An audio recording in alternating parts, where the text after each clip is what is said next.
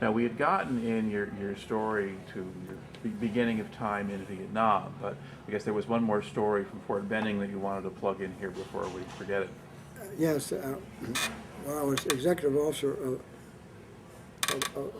B Company, 1st Battalion Airborne, 188th Infantry Battalion, Winged Attack. We were in Harmony Church, that's in the Fort Benning complex, and we received an assignment. Bravo Company received an assignment that eventually I became the officer in charge, and I knew nothing about what I was supposed to do. So anyway, the assignment was this. There was a sister battalion in our we were 1st Brigade size in the 11th Air Assault. We had 3 battalions, and I think the 187th or something, another battalion was commanded by a guy by the name of Lieutenant Colonel John Hennessy. And keep that in mind because you're going to hear that name again. He retired as a 4-star general, and this is how we became intimate friends. I knew exactly nothing what to do, but the assignment was this.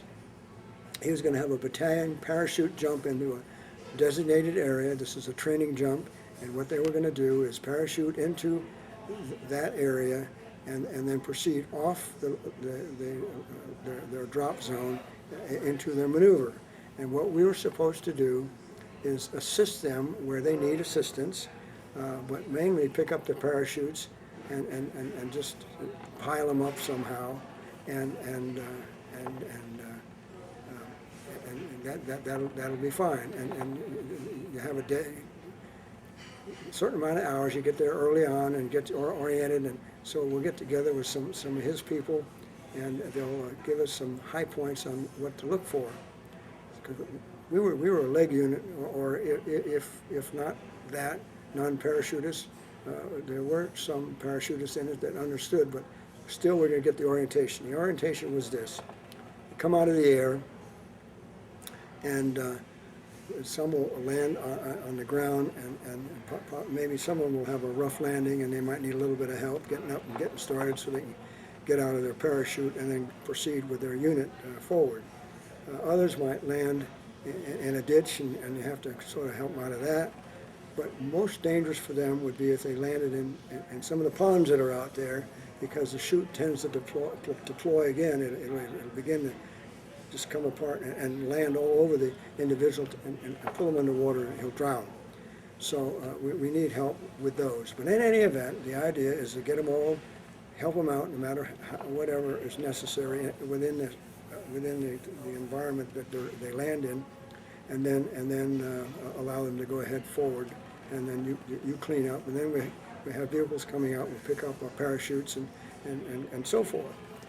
So all right. So we went out to the field, and they pointed out certain areas. There's a water hole there that you okay, and then this is over here, and this is sort of a gully kind of a thing with the tree stumps in there. So that's a hazard.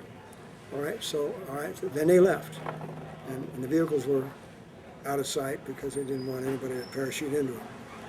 All right. So what I did is I talked to my NCOs. I said, how would you organize this? And some of my very senior NCOs, E6s or above, would say, okay, now we've had this exercise before when we were in the airborne.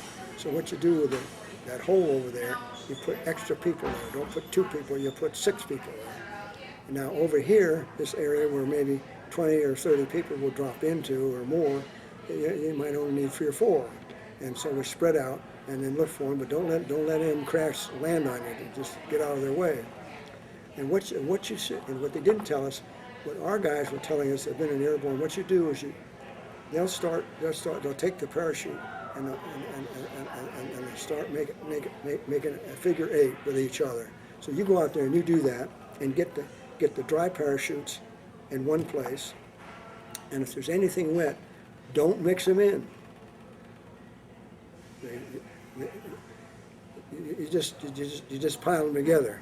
Don't go into 8 because they have to be hung, and we've showed you where the towers are. Well, there's towers just for parachutes to dry, and they'll clean them up and check them up and see if they're torn and all that stuff. So they'll be inspected, particularly.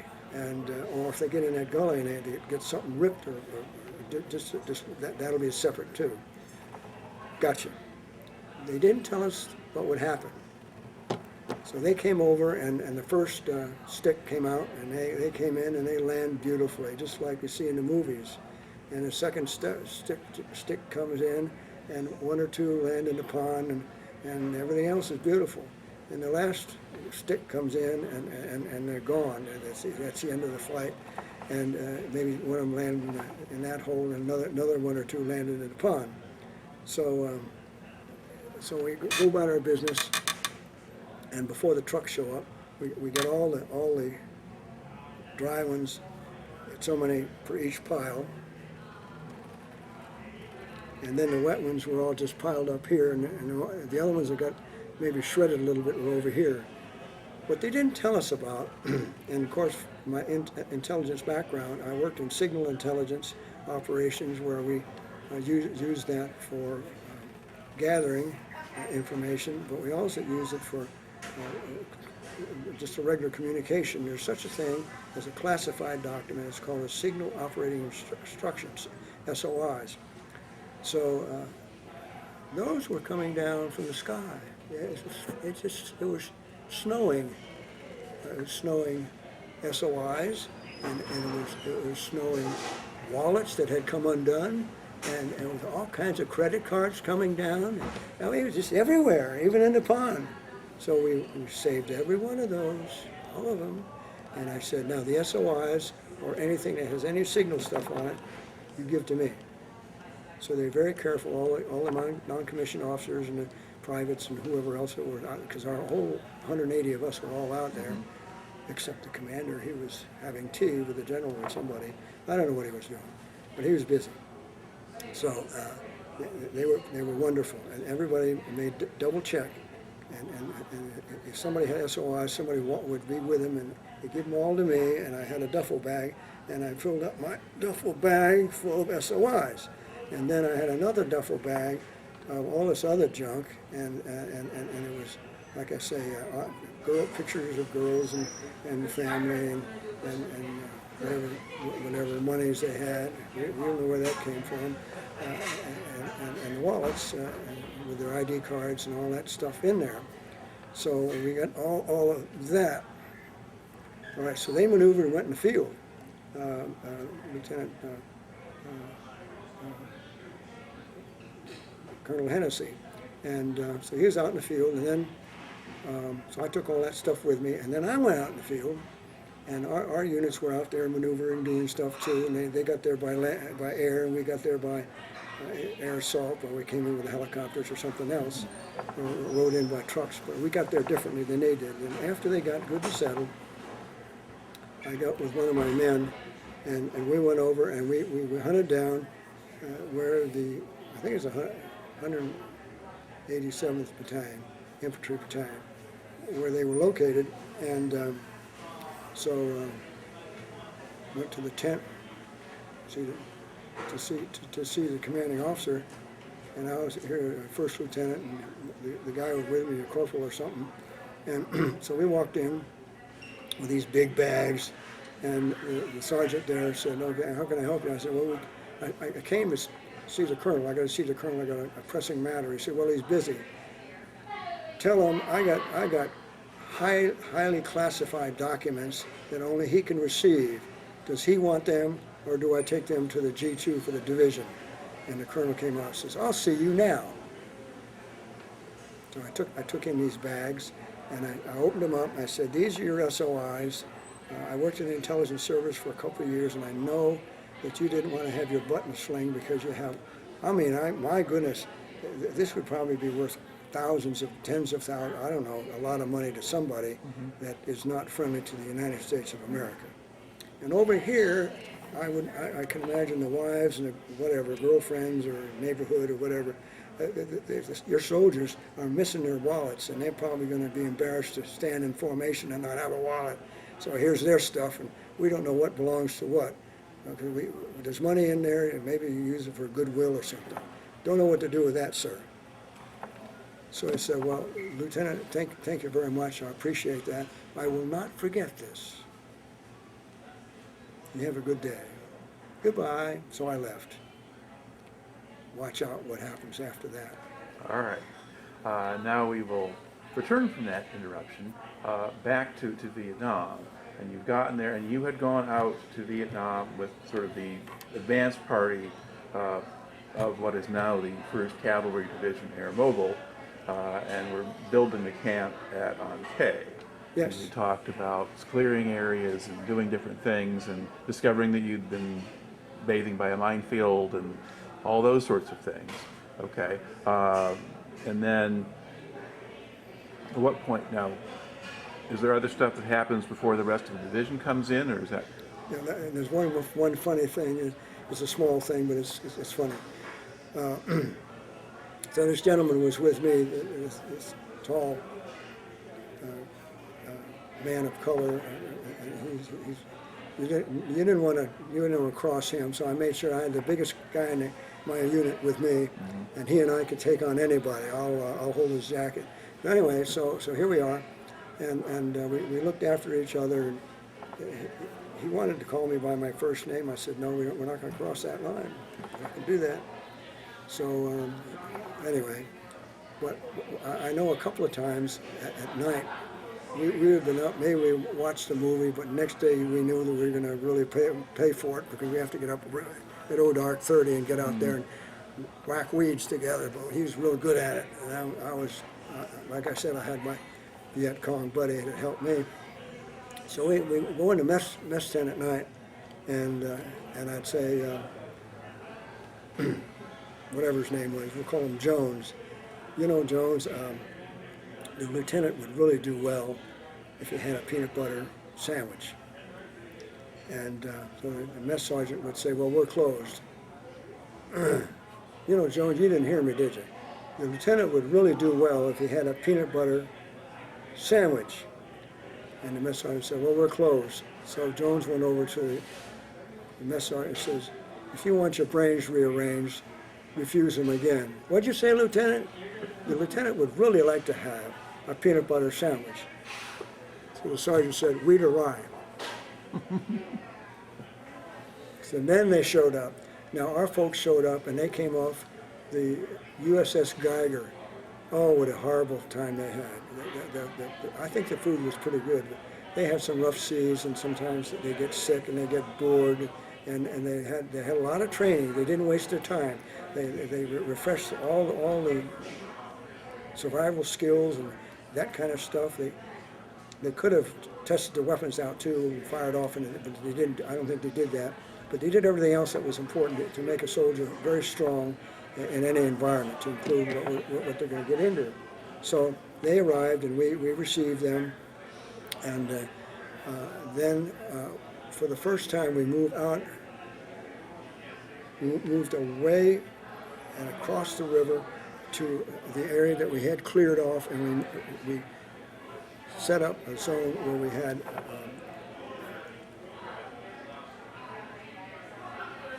the 1st Battalion, area of the, what is it,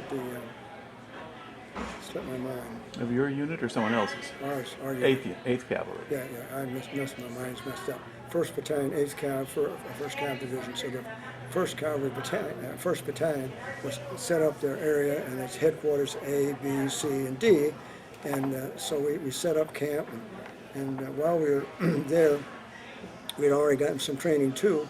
You got to watch out for certain kinds of snakes. And the coral snakes, if you get bitten, they're two-step. You get bit, and 2 steps later you're dead. But also the snakes will come in pairs. I didn't know that. And so we were whacking away, getting things reasonably level so we could get our little pup tents in. And I came across one coral snake and whacked that one. and so the guys around me were with me, and they got the second one. So we were pretty certain that was good. We were very careful about that, and I'm grateful to say that nobody got a bite.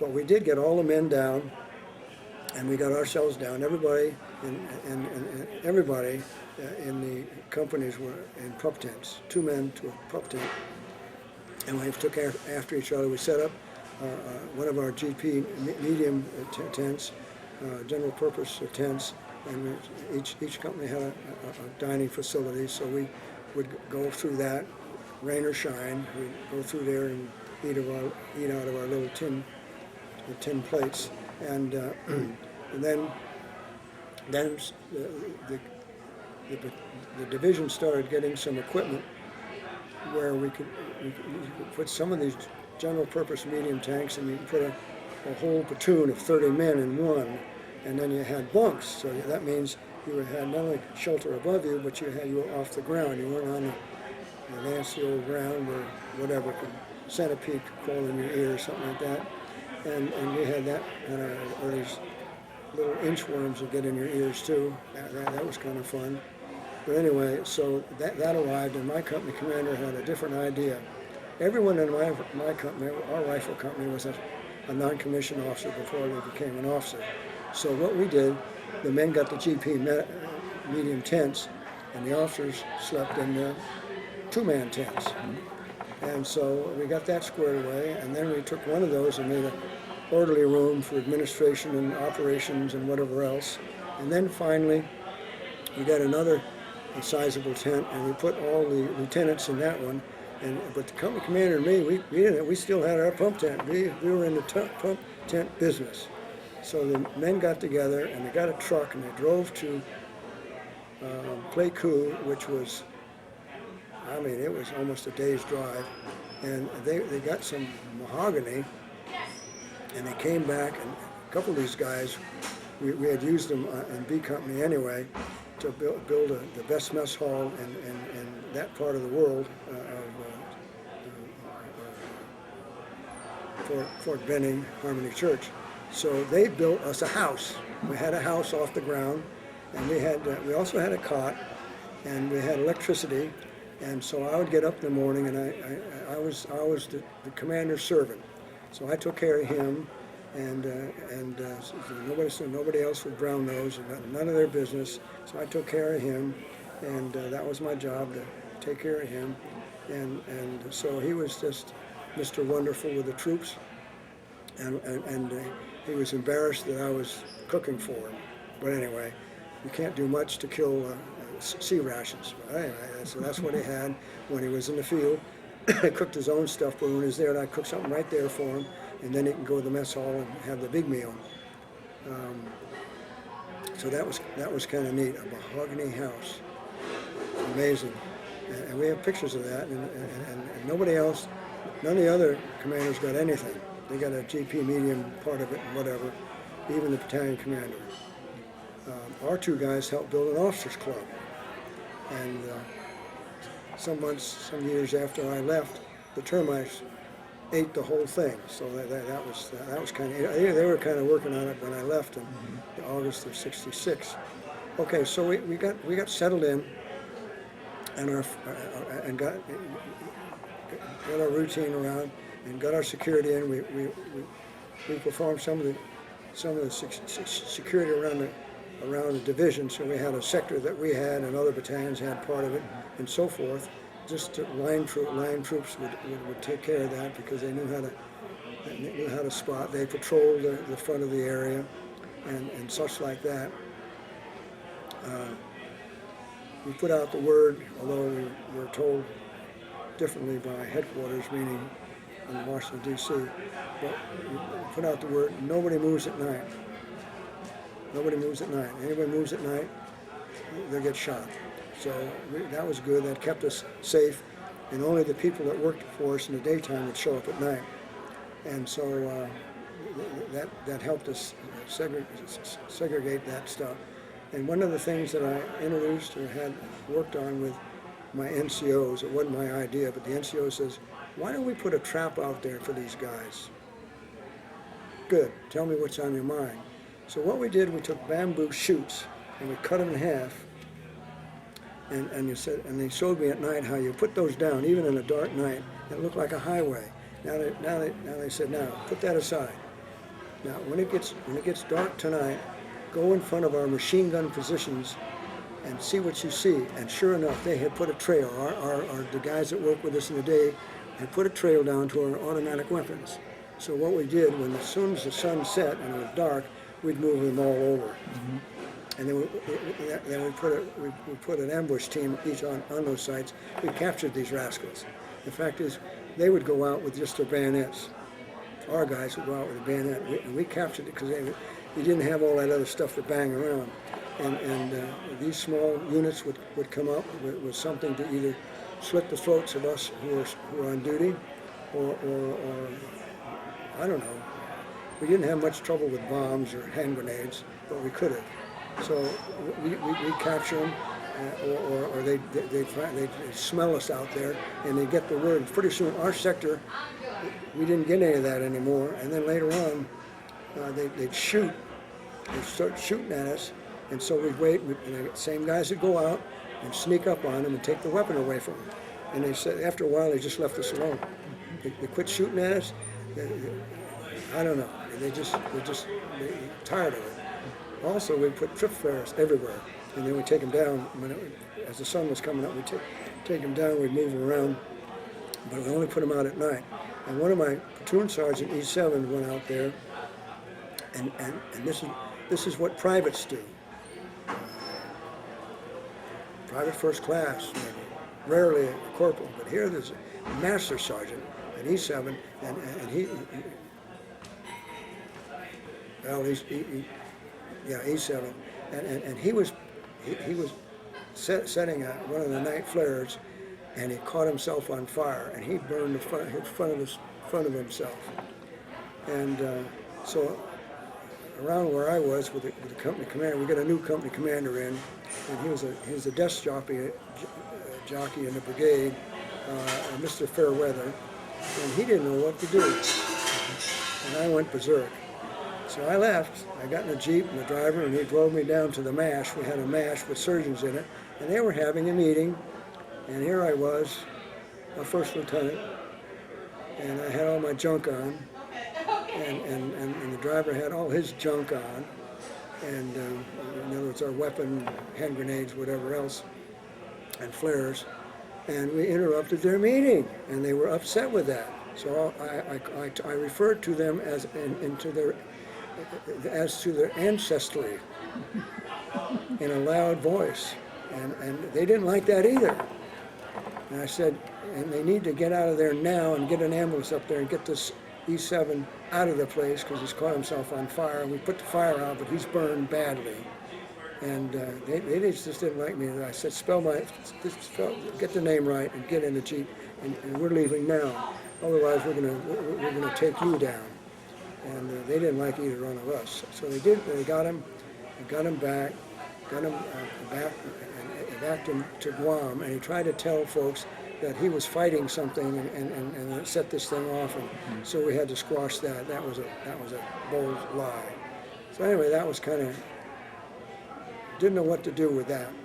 So anyway, just going back, just about a month or two earlier, when I was in Fort Benning, when we got notified that we were going to be a combat unit in Vietnam, and this guy showed up, and we went out on maneuvers.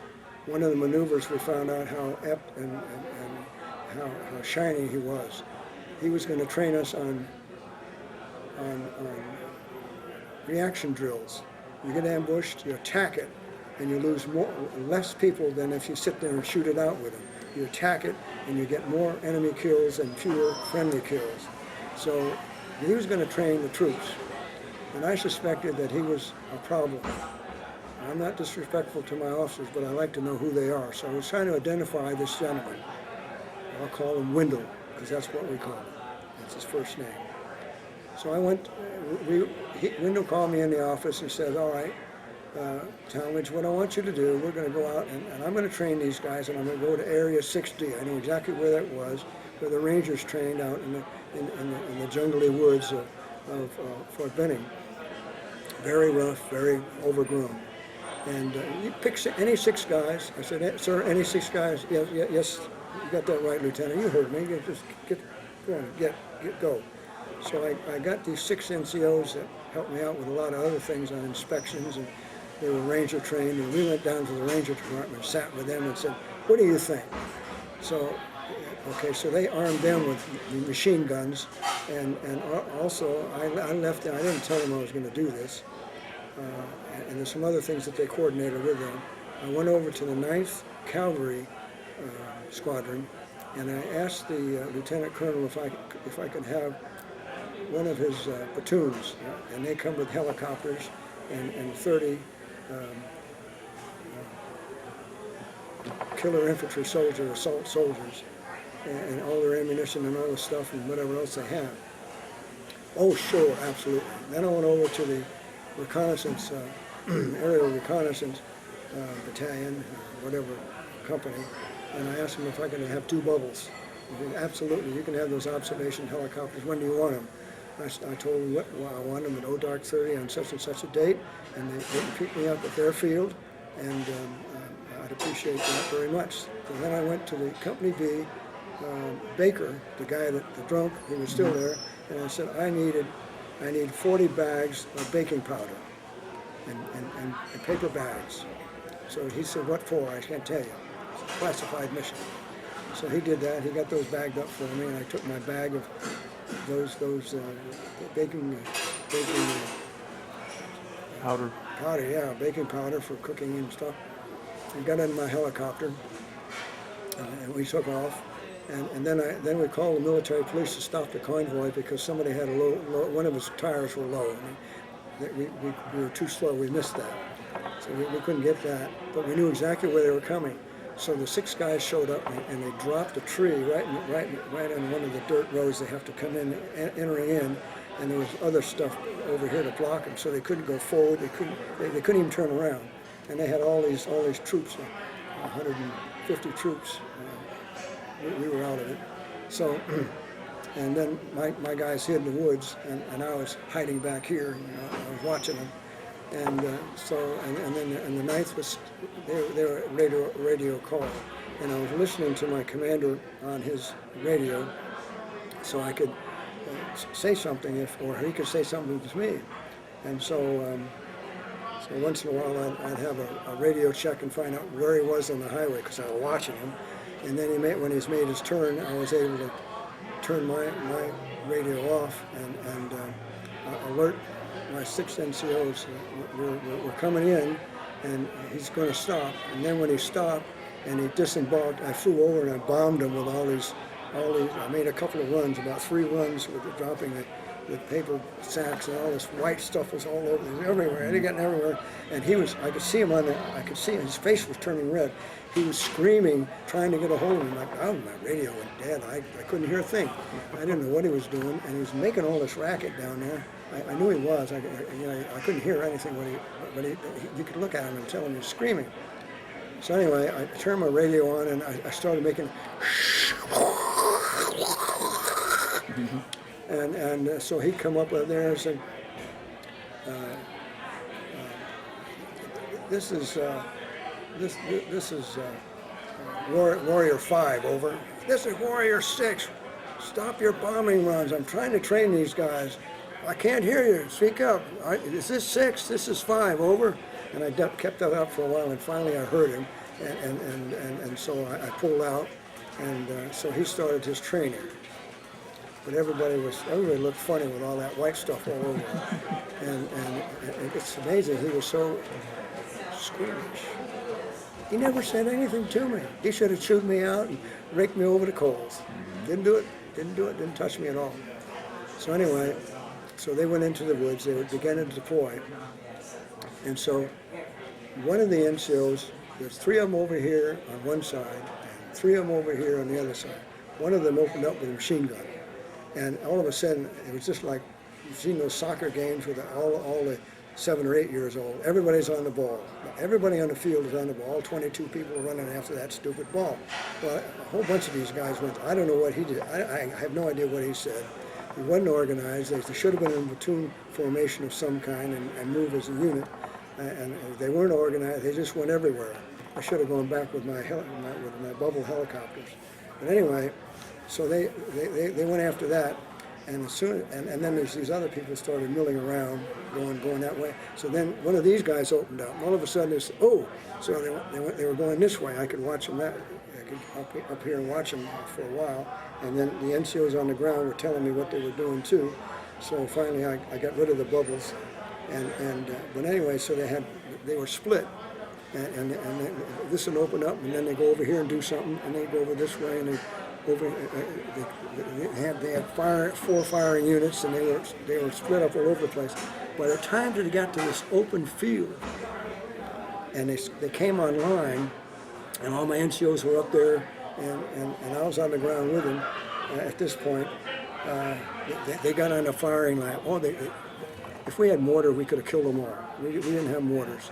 But anyway, they were going through, they were getting organized and doing this, so I don't know what they're doing. It doesn't make any sense. But anyway, while they were doing that, here comes a platoon of the 9th Reconnaissance Squadron, and they land their helicopters right there, and they dismantle a platoon of fighters, and they're shooting at them and all that. All of a sudden, they had to get organized and return to fire. But by that time, there was nothing left, and the commander's screaming. It's like a turkey, one of those turkeys that get out there, and you can see all this stuff going underneath the chin, and I don't know what happened.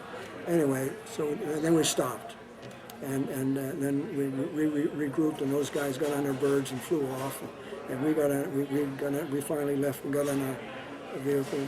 And I don't know what kind of a briefing they had after that, but the commander told me, because this guy, Captain Livingston, had been with us for a couple of years, and he taught us how to react to stuff, well organized, to ambushes, to anything. So anyway, we got alerted to go to Vietnam. We had a short time to quietly do that, and then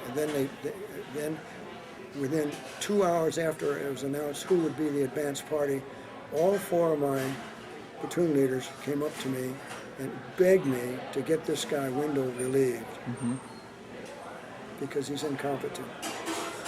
I said, I'll do my best, but I'll promise you it will be taken care of. So we got on our birds a couple days later and came to An Khe, and you know that story. Yeah. They showed up in September. He gets out there with the security thing, the first thing he did, and he gets relieved. So he wrote efficiency reports on all of us. Now, the battalion commander and the exec and whatever else went through the operations officer, went through the organization, and relieved some of our folks as well. My first sergeant stayed, I stayed. I don't know. My real good guys stayed. My real sharp, wide awake, the guys that kept the weapons clean all the time, even when they came back from our practice stuff that we did, little incursions out there and back again. And so then when he was relieved, Captain Roy Martin came from the operations officer position to take his place, and he's a non-commissioned officer formerly. He served in, I know he served in Korea. He might have, I think that's it. But he also served for many years all over the world in airborne operations. A very thoroughly well-versed, well-respected, known by very senior people across the Army. So he comes into our unit, and he starts, and that's where the unit grew closely together. We removed some folks beyond that.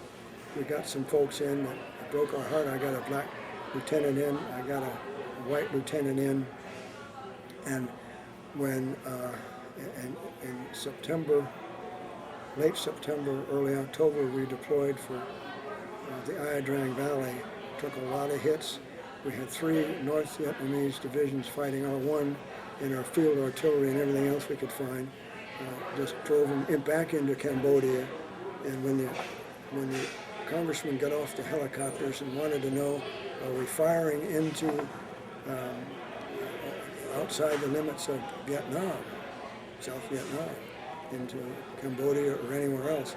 Oh no, sir, we wouldn't be doing that. And some idiot had to say from the Fire Direction Center, we got them on the run, we got them 20, 15 clicks inside, and we got a barrage running right after them, and we're pushing them out. So we told the representative, get on the helicopters, get out of here.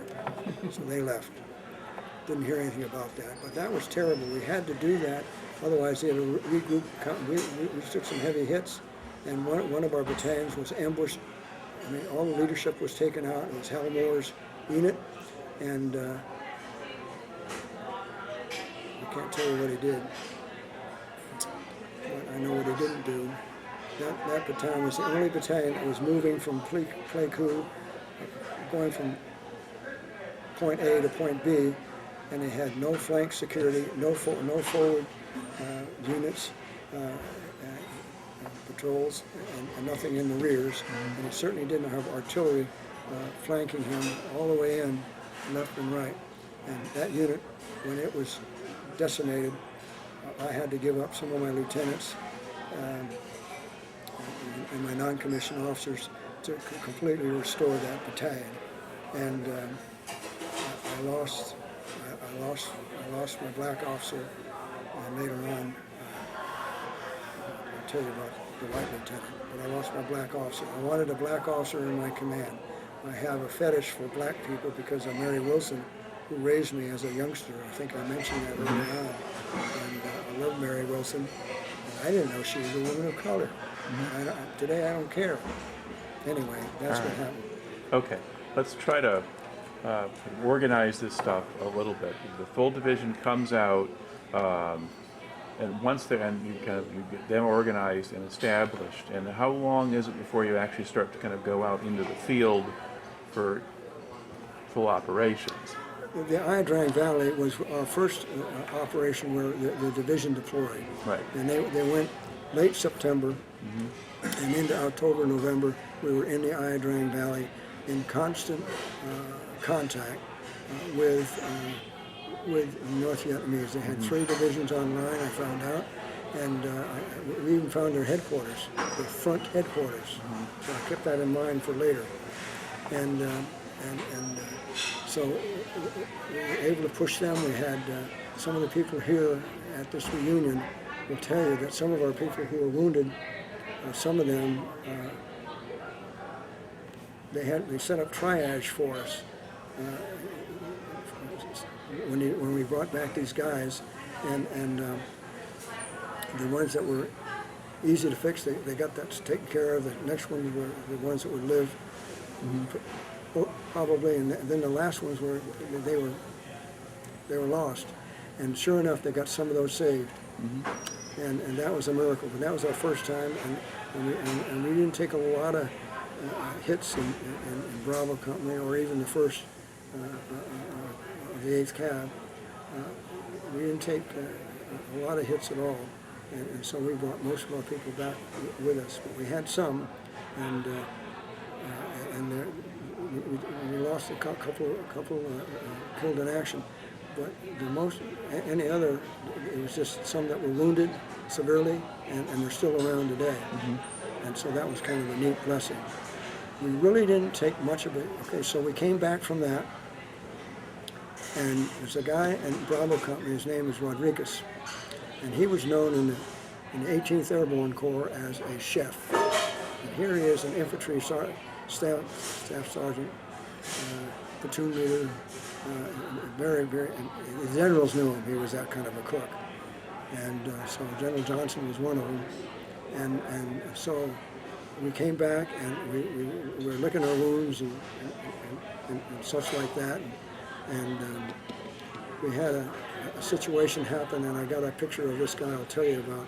But anyway, so Rodriguez cooked food for our battalion, and I think we had a bunch of visitors come in to help themselves because they wanted the fine food that he produces. But we had a situation where when the guys came back, we weren't very observant. I had this tall black gentleman, I put in the first platoon, and I got an Italian. His name is Spino, and he was my number one man. So he did everything I did. I taught him everything I know. So when I was busy, he went out, made the deliveries of food, ammunition, water, anything to the field. They asked for something, we try to get it. Maybe some sleeping bags or maybe some boots. And that was one of the things we got into right after the Ia Drang Valley in December. Our boots were falling off us. They rotted right off our feet. And so we had to send out and make urgent calls to get not only the uniforms that were jungle fatigues, but also those cloth boots that the water would come in and go out, and the jungle boots. And so those began to come in, and again, the enlisted got theirs first, and we got ours second. And somebody stole all mine, so I was out of uniform for a long time. So anyway, that was happening. But one of the things that happened was when they came in, yes, they cleaned their weapons right away, and yes, they did this, that, and they got their stuff in order, and they got themselves finally some food after they got all the stuff put away. But one of the things some of them didn't do, we didn't take away their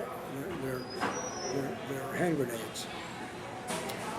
And so everybody was tired. I don't know what we were doing. We were busy trying to get organized too. And one guy laid down in his bunk and blew himself to pieces. He was just resting, and two of his grenades, the trigger things, were wrapped around his web gear, and he just slept there with it like this. And he must have rolled over, and one of them dropped, and the other dropped, and they both exploded. And the Lord must have done this because the shrapnel went like this. My first sergeant and myself, I don't know where the company commander was, but all the shrapnel went like that, tore up everything, and then hit us. And it did that pretty much around. A couple of guys got wounded, but we got them fixed up. So we took care of that. When they come back, we just strip them, and I guess we learned a lesson from that. So that was our first time went out in hard combat. Now what Spino and I did, we developed what you call the Aerial Red Ball Express. We didn't ask anybody. Aerial Red Ball Express. We didn't ask anybody's permission. We went to one of the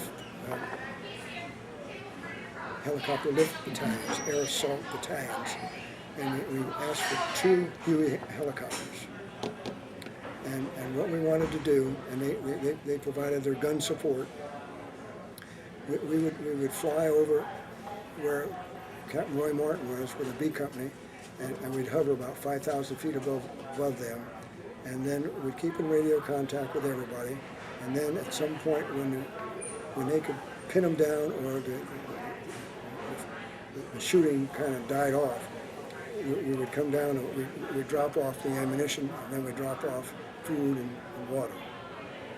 And then if something else, we'd have to, and then the gunships were here to support, make sure that nobody would bother with the gun, ourselves. And then so we created that, and then pretty soon a battalion like that. So pretty soon Bravo Company was coming in and reloading. We'd go out to C Company, go out to A Company, A, B, and C primarily. Delta Company was our mortar outfit, so we used, they didn't get out that much, but they still performed many things when we set up in a defense in the field, because those mortars drove off the enemy. Excellent. These guys were real quick, and they were excellent. Our spotters knew what they were doing. We had Air Force forward observers and our own, and we could really get after them with mortars, and also with our 105s and 155s artillery. Excellent. We also had 175, and that way we could fire long distance, and that's what was driving the enemy away from us in Ia Drang Valley. So we had a number of exercises. After the Ia Drang Valley, we had some small exercises, but along Highway 19, which comes Pleiku, comes over Manyang Pass, where those guys got ambushed when the French were fighting the Vietmen, whatever they call them, and all the way down to Nha Trang, the port. Anyway, so on the 17th of December, we deployed forward into Binh Dinh province, which was down here quite a distance, and there was a corps that kept ambushing everything, and they were killing a lot of our people, and all of our supplies were being absolutely stopped. So we were given the mission. Our battalion was given the mission to get these folks and drive them off. They go into a village and do bad things, kill the men and do bad things for the children and the women, or run the children into the woods. Lions, the tigers would eat them. And that's where I first found out. I didn't know that. So anyway, it was a village lined up like this, and the highway was here, and we were on the other side with a forward supply, whatever you want to call it, organization. So I was involved with that. And so 2 of our rifle companies were on line, and one of them in reserve, and fighting these people that they had pinned down. They got them stopped in the village. They already shot down one of our helicopters, but we couldn't do anything with it. It was too close to the situation. So we sent in a medevac with a gunship support, and some sniper shot through the canopy and blew the brains of the co-pilot, all the interior of that aircraft, that helicopter. So he pulled out, and there was a major in charge of the medevac unit with us forward, and I begged him to go back in. He says, "I'm not going to do it, Lieutenant." I mean, I was angry, and I was confused, and because I had heard some of my folks had been wounded, maybe even killed. And in fact, these guys I'd served with 2.5 years. Some of these guys that taught me how to be a man in the infantry, how to do airborne things, and be safe. So anyway, I went to the lift battalions again, and they gave me 2 helicopters, no, 1 helicopter for lift, and I got 2 gunships. So we made a pass of that whole mess, and I talked to Roy Martin on the ground. I had his frequency. I could talk to the forward base and to him. So the gunships, when we came around, and I was able to take a moment to talk. Yes, we could give you coverage. They're here. There's a lot of space here. We can put fires on them, and we're confident that we will not disturb either of your rifle companies on the front line. Good. So I had a pilot, co-pilot, a crew chief, and myself. We got in the slips, no guns on it. The fact is, our weapons we just put them away because you can't do. We're going to load. It was a hot day, so we only could pick up 6 people at a time. There was 18 to pick up. So we flew in and sat down. My first sergeant, Roy Pointer, came over this way with these guys. Every one of them was hot, was dirty, and bloody.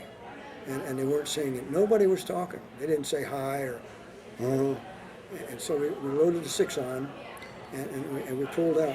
As we were loading them on, it seemed like somebody got in the back of the fuselage. You know, these helicopters sound will carry, and somebody got there with a stick and was beating on the fuselage, the tail assembly.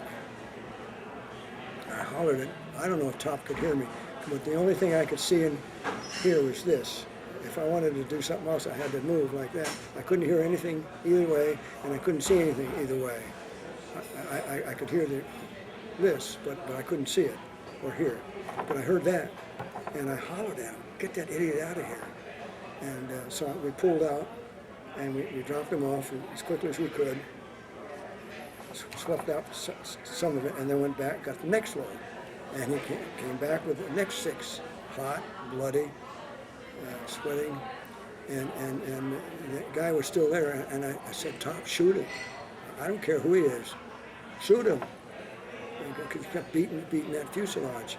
And so we pulled out a second time, and unloaded, got whatever out, and came back in the 3rd time, and that idiot was back there again. I don't know. I can't explain it, but we got the last 6, and the first sergeant says, "Get out of here and do not come back."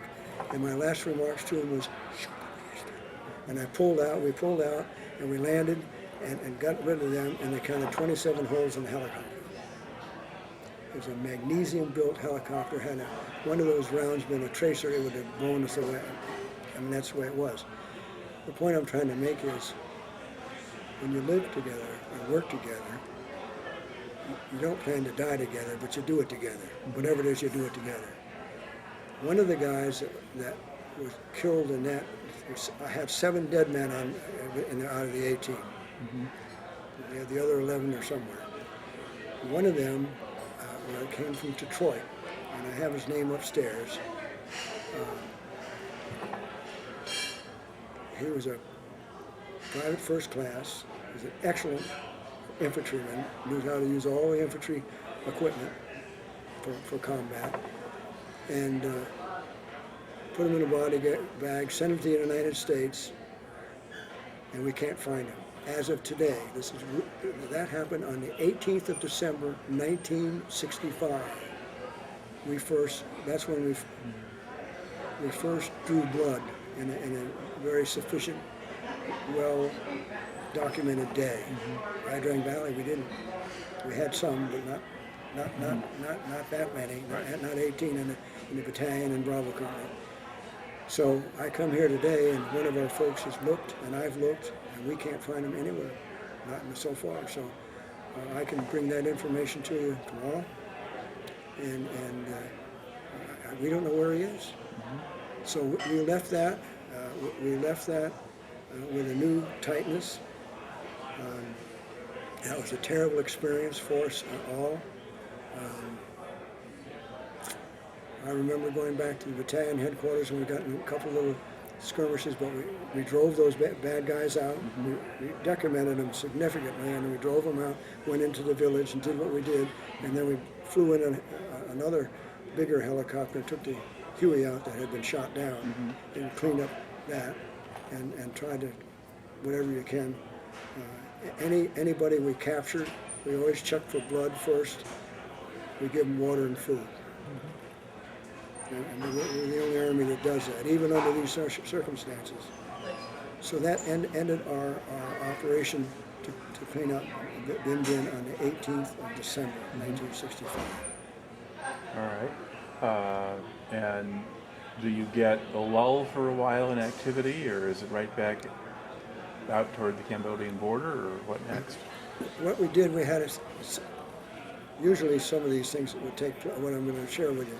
When we got back, one way of quieting us down was to put us on peripheral duty, and we had our section back again. And we operated just as with the same vigor as we did when we were learning how to do this stuff.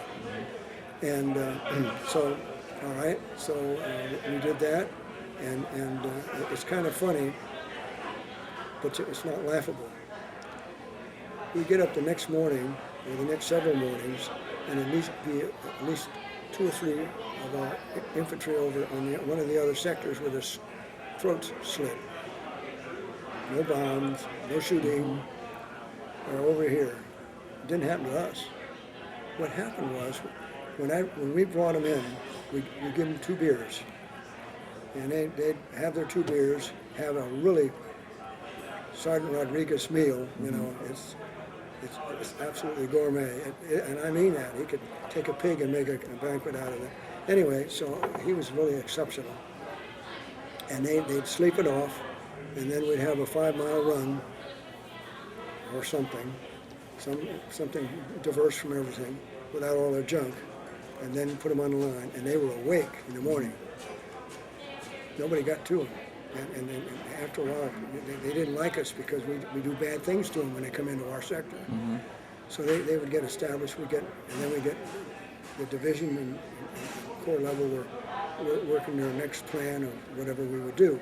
So once in a while, they put us on Highway 19 as security. So we had division perimeter security, then you had highway security, and the same things would apply. As far as staying awake, and no alcohol on that. Anytime we left base camp, no alcohol whatsoever, never.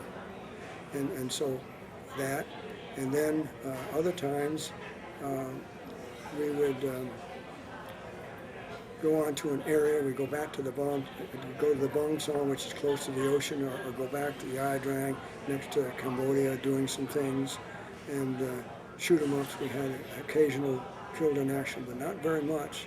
And so then, so I was the XO up till March, and we kept delivering things. Mm-hmm.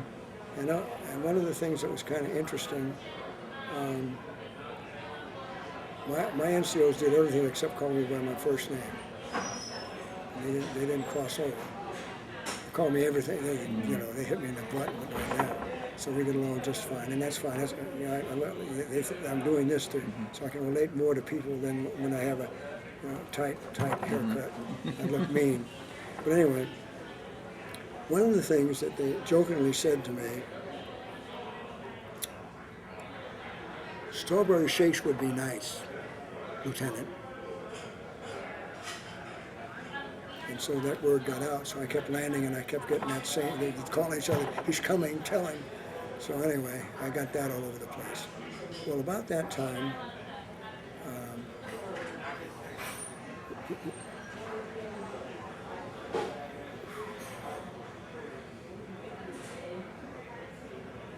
and this is before that, okay. So anyway, they had a unit come in, the 4th Infantry, I think it was. Mm-hmm. Yeah, they were at Pleiku, yeah. Okay, they came in and they had some really neat supplies. They had tents with wooden sides to them.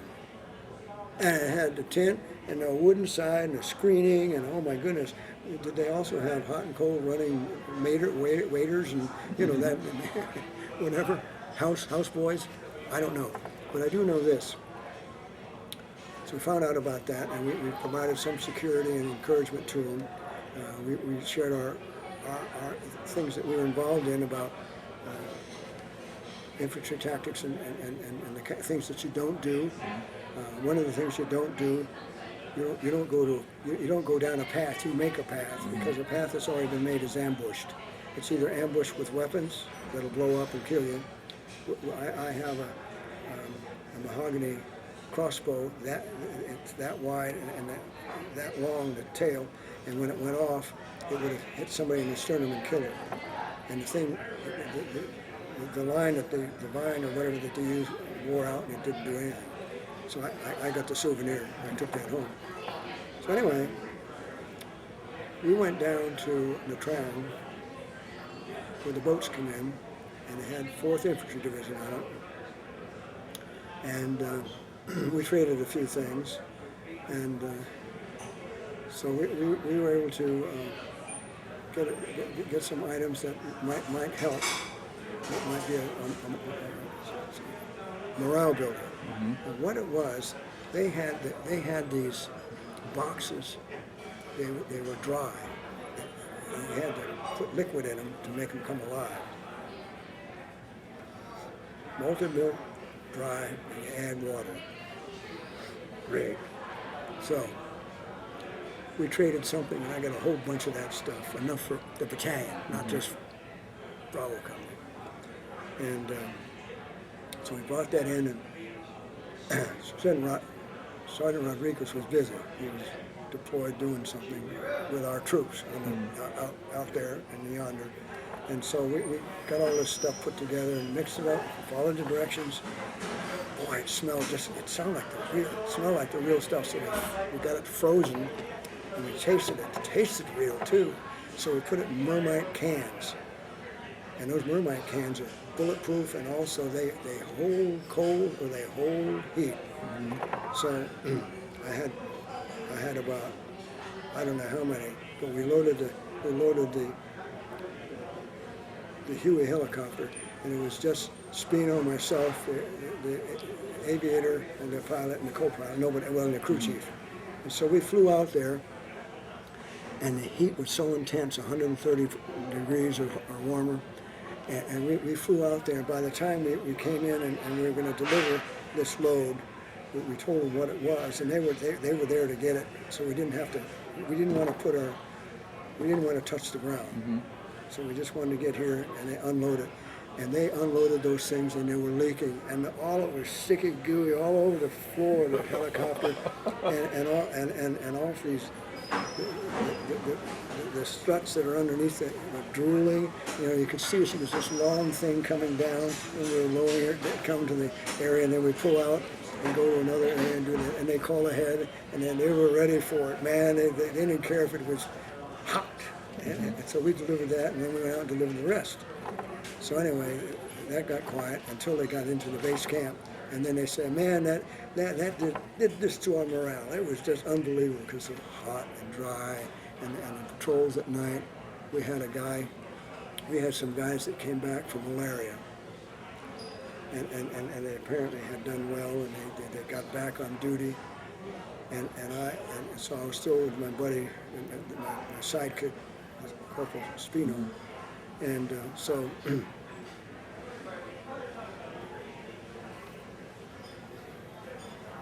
We try to please them and find out. So they came back with roaring stories about what this did for them.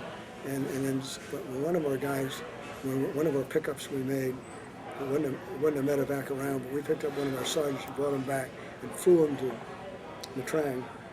I took a bullet right here, and he was alive. So now this tape now is done. I gotta stop here. All right, we're continuing our conversation with Roger Talmadge. Now, we had followed your career in the first sessions through your initial service in the Navy Reserves, switching to the Army, doing Army intelligence work, and eventually connecting with the 11th Division, which was Air Assault Division. Was that their official title? Air Assault. Mm-hmm. Yeah, which became then the 1st Cavalry Division, Air Mobile, in 1965, and was sent to Vietnam. And so we followed him kind of through that, through helping set up the division's base at An Khe and some of the operations he was involved in. By this time, he has gone from enlisted to officer. Now, and so we kind of got round to the end of 1965, early 66 in terms of your story. Now, before we kind of get into more specifics, you were serving as the executive officer of your company, is that right? Right, a Bravo company. Yeah, okay. And so the job of an executive officer is a little bit different from a company commander or a platoon leader. Can you explain a little bit the nature of that job? You can say he's probably the executive or the administrator or the logistician, also the morale officer, anything like that would keep the company functional. And of course it meets the needs of the commanding officer, the platoon leaders, the lieutenants, it doesn't matter, whatever they need, you try to meet that. And it becomes very acute and very pointed when you're in combat. And so that's why we created, I finally got this gentleman, an Italian fellow called Spino. He was a corporal at one point, finally made that. And so we provided supplies. As the battle was roaring, we readily take a lull and then come down with the helicopters and drop off supplies in the combat zone. Right. Now, when the unit is out in the field, where are you normally? Back in home base. Okay. And then your job there, are you communicating with the people in the field to figure out where they are, what they need, and keep track of things? Yes, and then also sometimes when the unit deployed, I would go to the forward logistic base, but still in the administrative support and looking for opportunity. If anybody got wounded, we try to figure out a way to get them out, and usually they were picked up by our medevac medical evacuation unit and a helicopter borne unit, and they pull them out and bring them to some place that they can get immediate care, and then haul back to the division headquarters, which had a Mobile Army Surgical Hospital, a MASH, and it worked out very, very well, and so. Okay, so it's an essential part of keeping the company functioning. It's not necessarily as glamorous as leading people in assaults and so forth, but it needs to be done. Command of nothing. Yeah. So, but you had to use a lot of creativity to keep the thing alive, especially when we brought in the strawberry milkshakes, and that was a morale thing. And even though it turned out to be hot strawberry milkshake, the message got through, and that was key.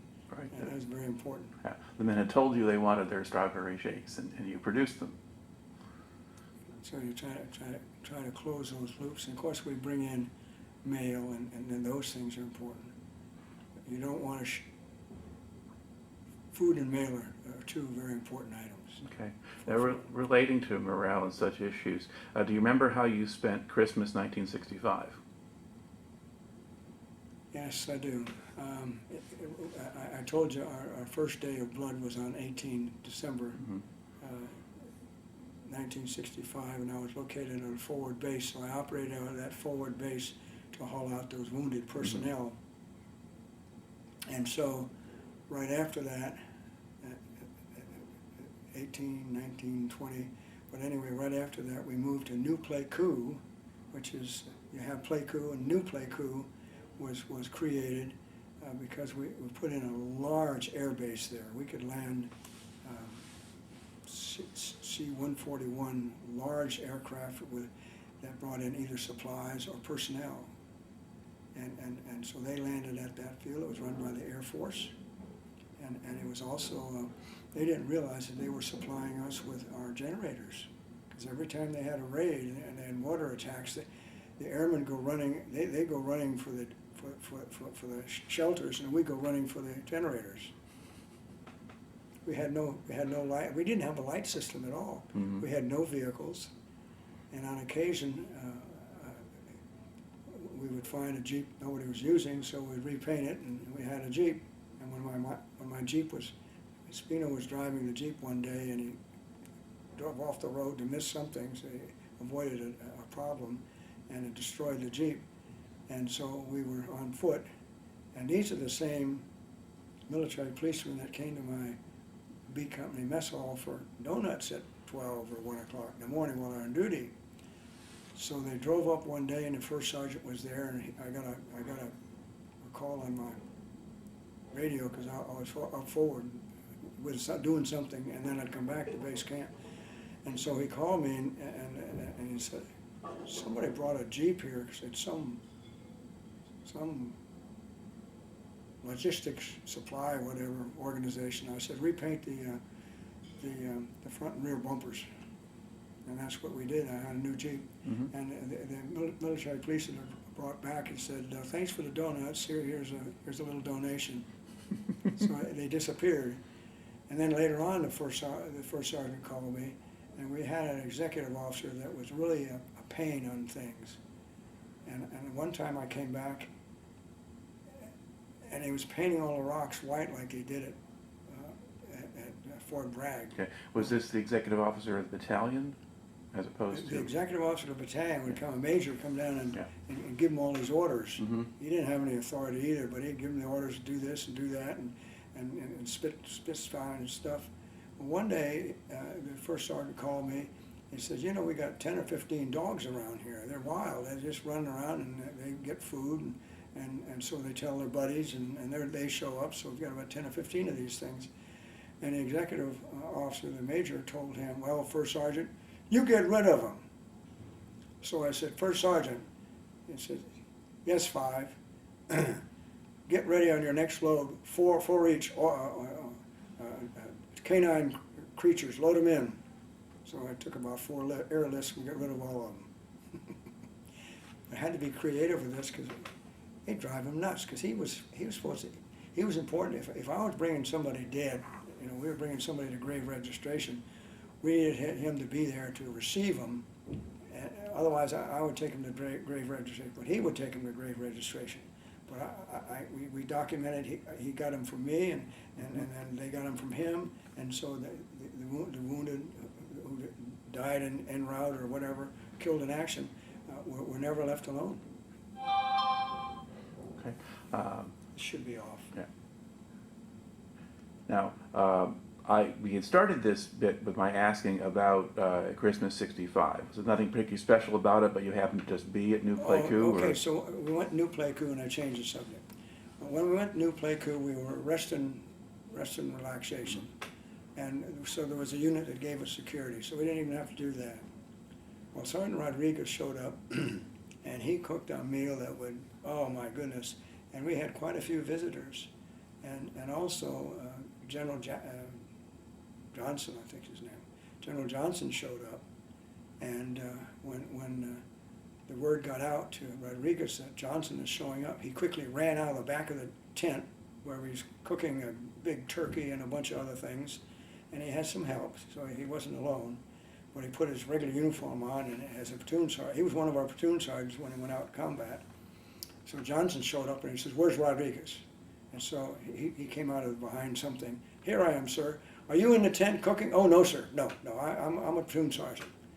And so when he left, he put his apron back on, went back in there and did the cooking. But now General Johnson had lunch with us, and it was wonderful, and he enjoyed it. And he says, I still have remembrance. Rodriguez is in here somewhere doing something, but I can't catch him. So that was his comment. He left. Then the chaplain had a service. We had 21 killed in that more recent time, 7 that one day, and another 14 scattered over a little bit of time during the month of December and the end of November, because we came out of Ia Drang Valley with some kills. Mm-hmm. So we had that, and in my orderly room, and this is kind of vulgar, in my orderly room I had a Christmas tree, and I had beer cans hanging on it and condoms, trash like that. And he was going to report me to the executive officer and court-martial me for being sacrilege. I said, "Chaplain, let me tell you something. That's today. By spring, this is going to be a beautiful tree because we've brought freedom to these people. And it's going to be wonderful, and all this other stuff is going to, you won't even see it, it'll go away." Really? So what did he do? Here he is honoring these 21 souls that have passed. They've given their lives, they've given it everything. They were good soldiers. We loved all of them from all the companies.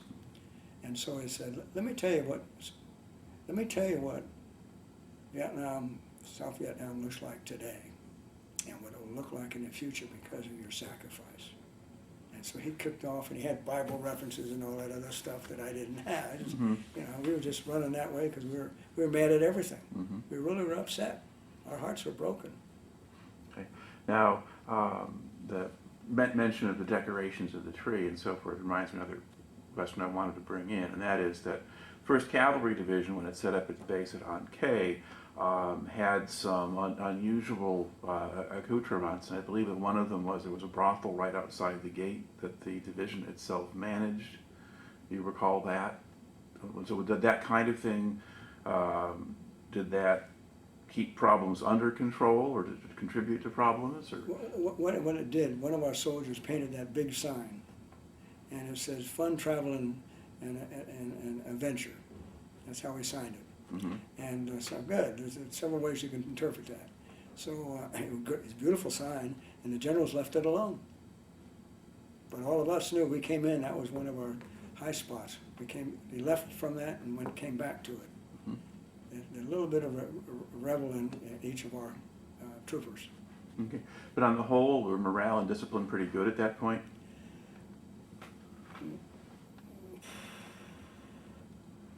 Our battalion, we were busy. We were almost in the field all the time. Mm-hmm. We came back, cleaned up, shamed up, got our act together, picked up new guys, and when I got a lieutenant, I assigned him to one of our platoon sergeants, and the platoon sergeant was in charge for at least a week or two, and the lieutenant did everything the sergeant told him. Otherwise, I'd have him for lunch, mm-hmm.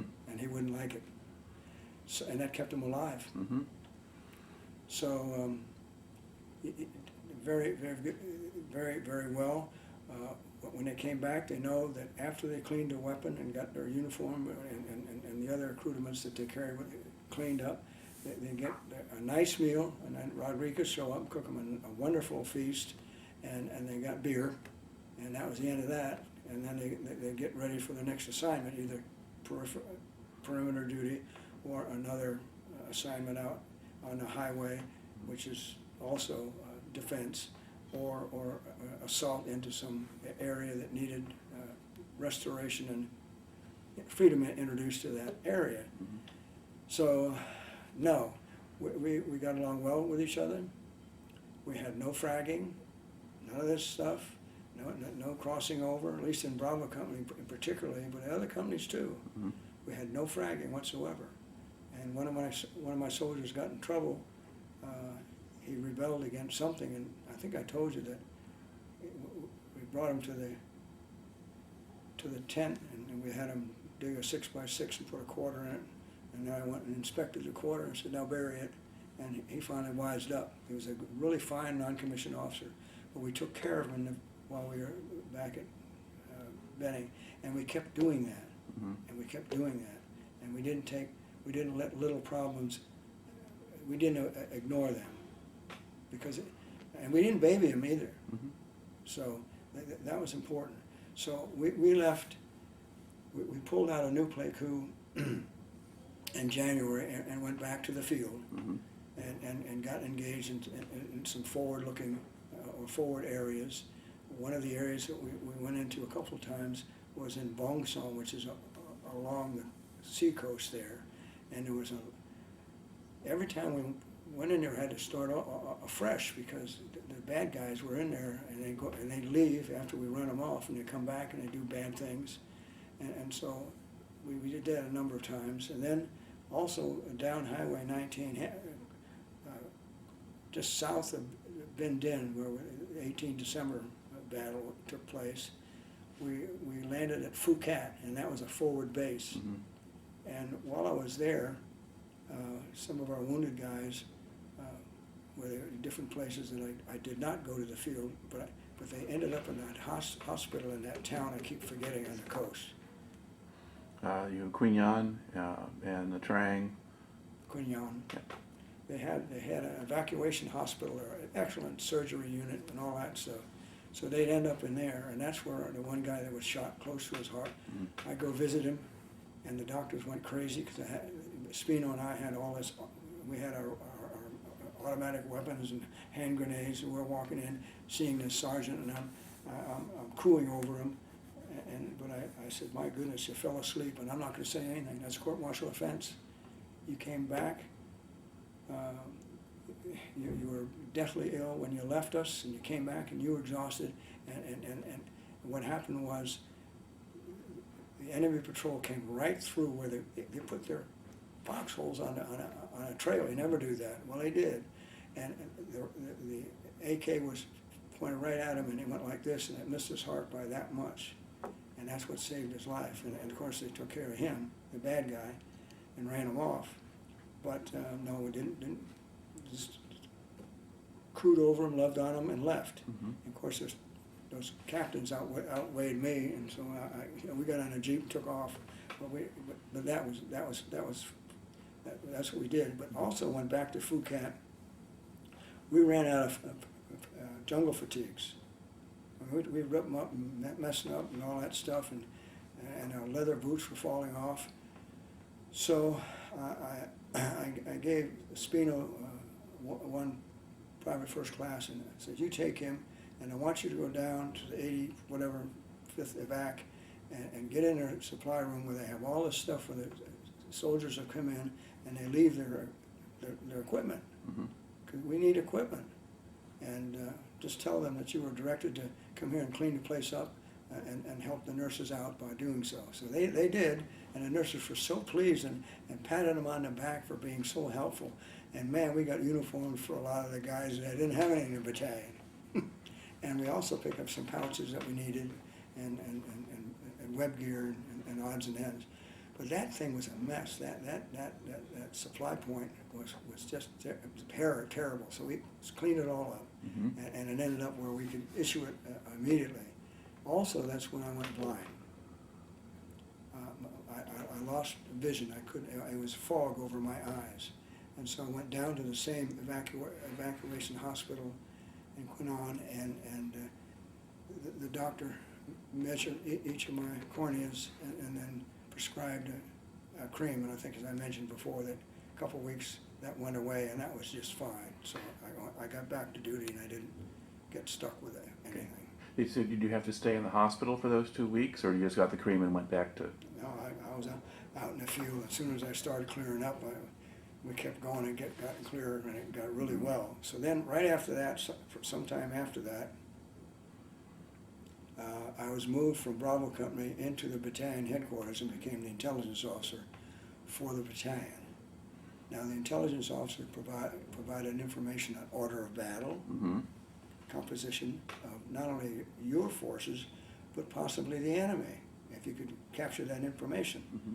Well, you had two types of enemy. You had the regulars that had formations, and then you had the irregulars that showed up everywhere. They'd ambush you anywhere, at any time. Indiscreet at all, at best. And so I started with that, and I had a conference with the commanding officer, so the exec officer didn't get me. I said, I'm not going to be the bond control, I'm not going to sell bonds, war bonds, or anything else bonds, or run the officers club. I'm going to do my job, and this is my primary job. I'm not going to carry the map for the lieutenant colonel either. So they put the word out, and he was fine with all that. Fact is, he enjoyed the intelligence service kinds of stuff, and he was he kept watching me, because I was the only direct commission Mustang in the outfit. I was a misfit, and so without his support, I would have been lost. But he was our first battlefield commander, and so he took good care of me. And so I came up to the staff, and all the documents that were messed up were taken care of, so he wouldn't get in trouble. Mm-hmm. Then two E6 sergeants, I got with them, and they were sharp guys, and I said, you want to try something new? Because I also was familiar with the Soviet, what they call defense in depth. And what it is, they start out here and have some defense, and the closer you get to the core, it gets intense. Mm-hmm. And it's maximum when you get to the perimeter of their headquarters or unit or whatever was out there in their field location. So what we did is we reversed that and called it surveillance in depth. And so we experimented with that. And we also needed some way of generating random numbers. Now, remember, I didn't have a college education, but I knew, somebody told me or whatever, but I said, get me one of these math books that has numbers in it. And sure enough, there was a place where you could pick a set of numbers and you just scramble them. And it told you how to do it. And we started that, and we laid out everything around us for about 10 or 15 kilometers. And we started this way and went like this. And then we broke them out according to the geographic stretch around it. And we gave a unique number, alphanumeric number for each of these sites. And then we changed it every 24 hours. And so each one was given a symbol. And some symbols meant that the patrol would come out like this. And I got it in a helicopter, and I looked at the division base camp, and they had these trails that went out a kilometer, and they came across here, and they came back in like that, and they were all over the place. And by the time they went out, the enemy knew that they were coming, so they'd ambush them here. Mm-hmm. And they wondered why. Gee, every time we go out, we get ambushed. So what we did, we were in the same situation, but I'd fly them up and dump them in here, and they'd be listening post at night, and then they slowly move in this way, and they'd catch these guys in some kind of a mode of ambush, and we'd ambush them. They couldn't understand that. Then sometimes some were marked where indiscriminately, usually it was after dark, I'd have two gunships go by at this area, this geographic area, and they just shoot it up. No, we kept away from it, or I'd mortar this place and do something else over here, and usually when we had these listening posts at night and we shoot up something, we'd catch folks coming in, and we'd capture them. And the other thing that we did, instead of, as you've heard in some of your presentations, you have half the men in rest and half the men on security. Mm-hmm. We broke it in thirds. We have 30% on security, and 30% on reconnaissance, and 30% sleeping. Mm-hmm. And they got more rest that way. And then after a while, I had permission again from the same battalion commander. I raided all of the rifle companies and Delta Company, which was our weapons company, and I had 5-man teams that go out 15 or 20 kilometers away from where we were.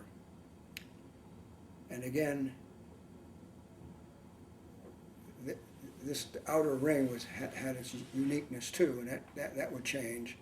So we couldn't fire into it with anything unless that changed or somebody moved laterally out of it somehow. Mm-hmm. And so I went up to the G2, which is Lieutenant Colonel, and they knew me because I was the first direct commission in the military intelligence service. And so they watched me very carefully, and they whatever we wanted, because I could ask them specifically about stuff Mm-hmm. that none of the other guys that had that job as an S2 knew about. And so I had heat-seeking aircraft loaded with heat-seeking equipment. And so at night, I put somebody out here, and so we run a line knowing where the Ho Chi Minh Trail, basically it's a bunch of trails, Mm-hmm. about 50, 60, 100 of them. And so what you're looking for, any kind of heat mass. And if they got near to us, our guys would click and let us know, okay, they're passing. And they just sit there and do nothing. Mm-hmm. They never shot around in the 6 or 7 months that I was doing this. But anyway, and then we wait till they got way down here where we had registration point, and we'd hit it with a massive artillery. And then we wait 2 hours and put the birds back up. And if the heat mass wasn't moving, we left it alone.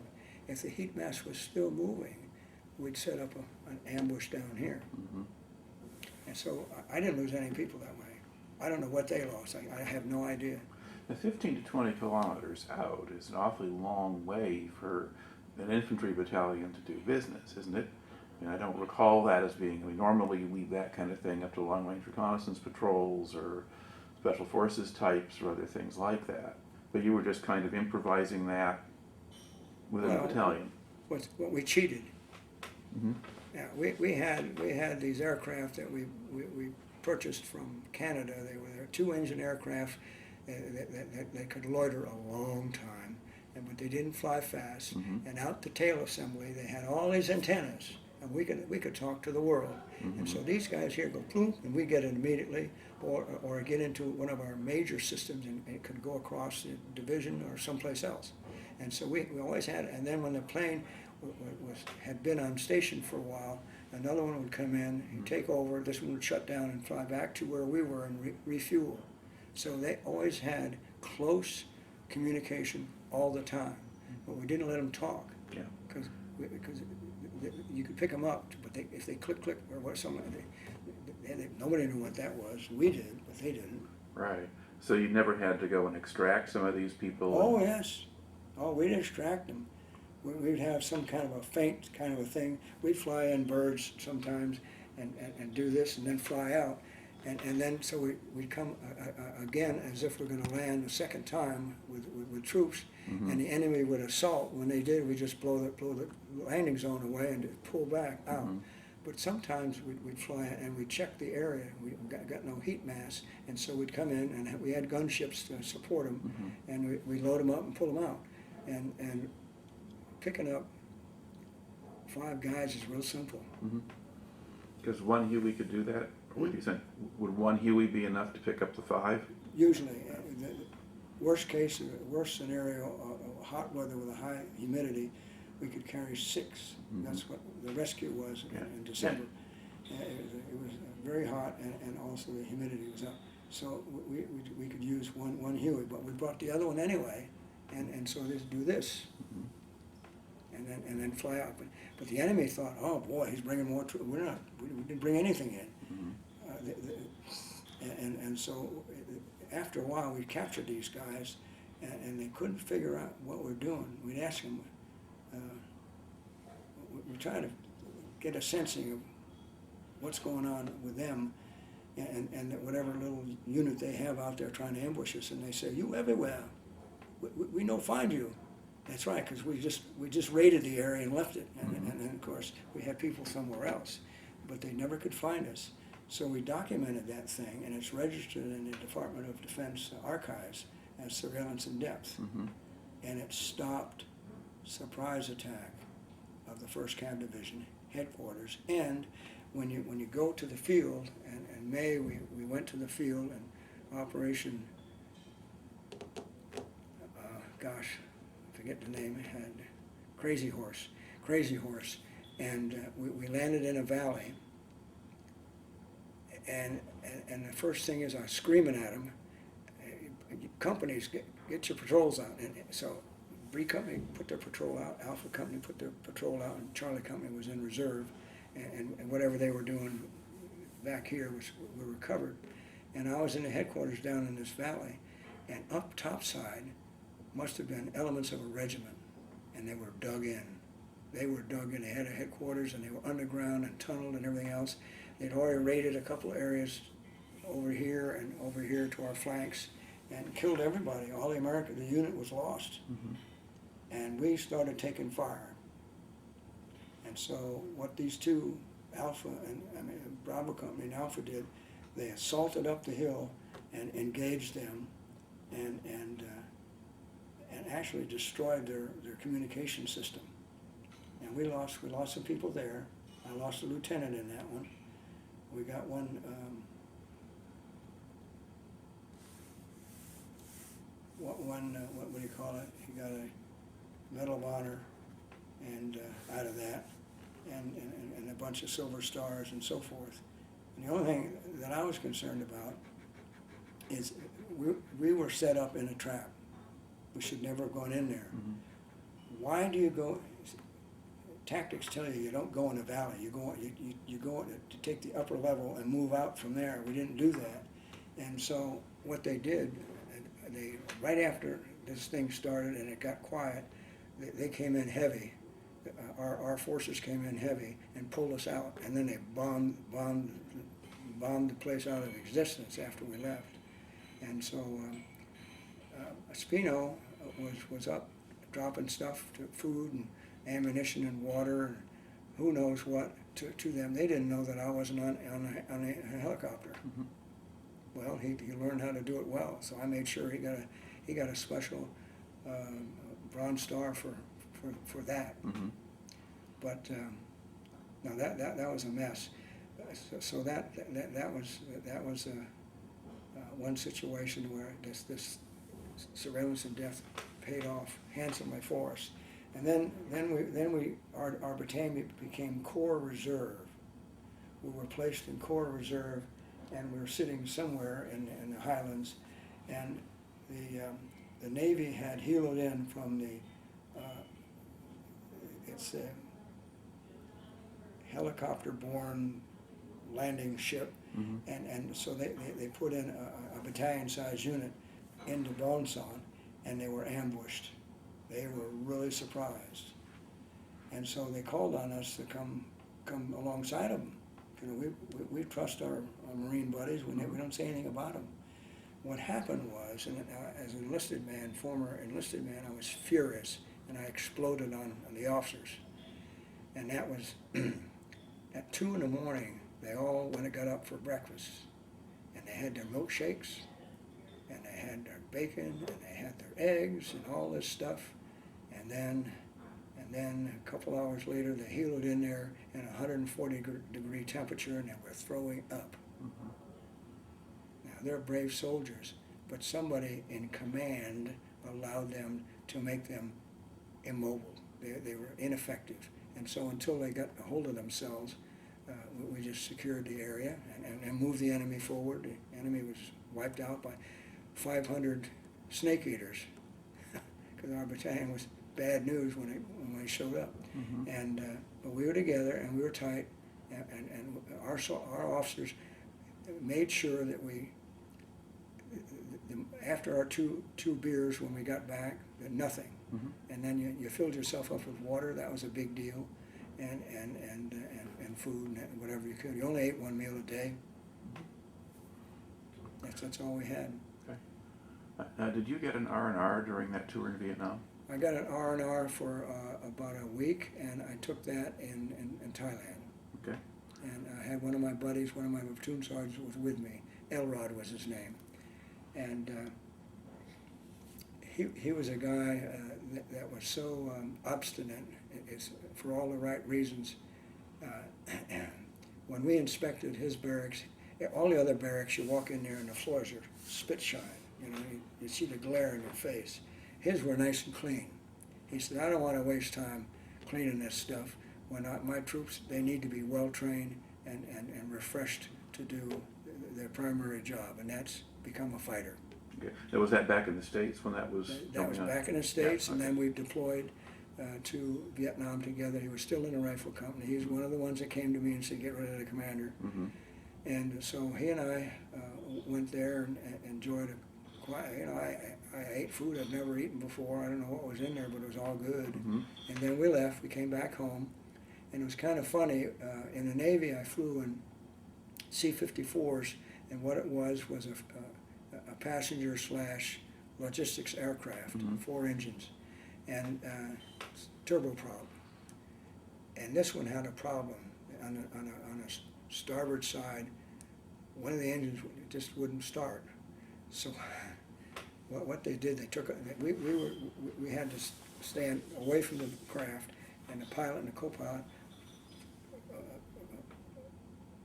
I know they cranked up the engines, just absolutely, and then they, what I call, popped the clutch. They let low the brakes and went roaring down the field. And at some time they put the magneto over on that starboard engine, and the thing just began, and it kicked in. Mm-hmm. Then they came back with everything turned off except that one engine, and then we loaded on and they flew us back to Vietnam. But that plane, I don't know how long they flew it that way. Mm-hmm. It was the admiral's personal plane. It had beautiful wood in it, Mm-hmm. and all that stuff, a little desk, but he let us use that to go on R&R. All right. And so when do you leave Vietnam? All right, just one other thing happened. Well, I'm just using that for reference, but so answer that question, then we go back. To answer the question, I left in August '66. Okay, so I'm going to go back now to where you were.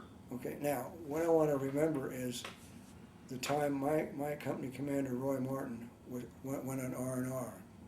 And he was a fighter. He said, if I'm not in a war, I'm going to get out of the service. I'm just not going to do it. I did it in World War II and Korea, and I've always been in the military on the front line. He's airborne ranger and all this stuff. He has 1,300 parachute jumps. And in World War II, the parachutes were like this. Mm-hmm. And he was testing, that was a T7, the T10 would come in like this, and you could do it like this, and it would go this way. If you dump the air out that way and go that way, and so you can maneuver with that thing Mm-hmm. and get away from stuff. And that's what saved my life, because I almost crashed into an ambulance, steel ambulance, on one of my jumps. But anyway, so the battalion commander got a hold of me, the exec officer, and he marched Ray Martin out to the little airstrip where the helicopter came in, and he stood him to attention, and he had me take away all of his web gear, everything, except his wallet and whatever. And so he gave a direct order to board the helicopter, get out of there, and I'll see you next week.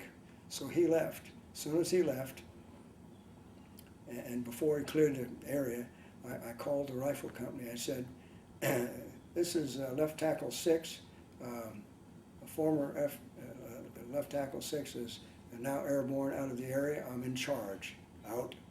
So I took his signal and took his command. Mm-hmm. So one of the things I commanded was, when the 25th Infantry Division came in, they put a 3rd Brigade into the New Pleiku, the New Pleiku area, and they were on a kind of a hill, so they had a commanding view. Mm-hmm. And General Westmoreland came in and fired the first artillery round, and our rifle company provided their security. So we ran these patrols we ran patrols right. We did some things, but we were still kind of. I couldn't get the G2 involved yet, but we still did some things to make sure that this village didn't get involved with us. So we kept them safe, and nobody shot at us, and we were fine. Problem was, I was a first lieutenant still, and I go to the staff meeting, and Colonel Stoutner, full colonel, old crusty, he'd been around for a long time, and his battalion commanders would meet, and his company commanders would meet for a briefing that evening about the enemy situation, weather, terrain, anything. Mm-hmm. And so then they asked me, said, okay, now our guest who was providing our defense would also like to have some room for a briefing. So I briefed them on how we're deployed and what we're ready for and our experience. And we were trained by the 173rd Airborne Brigade about what you don't do. So I'm going to give you some lessons about that. And especially these, I know West Point captains did that. You know, here's this. They didn't know who I was. They didn't know if I was West Point or Cheng Su, whatever. Mm-hmm. But they knew I was a first lieutenant, and here I'm talking to them that way.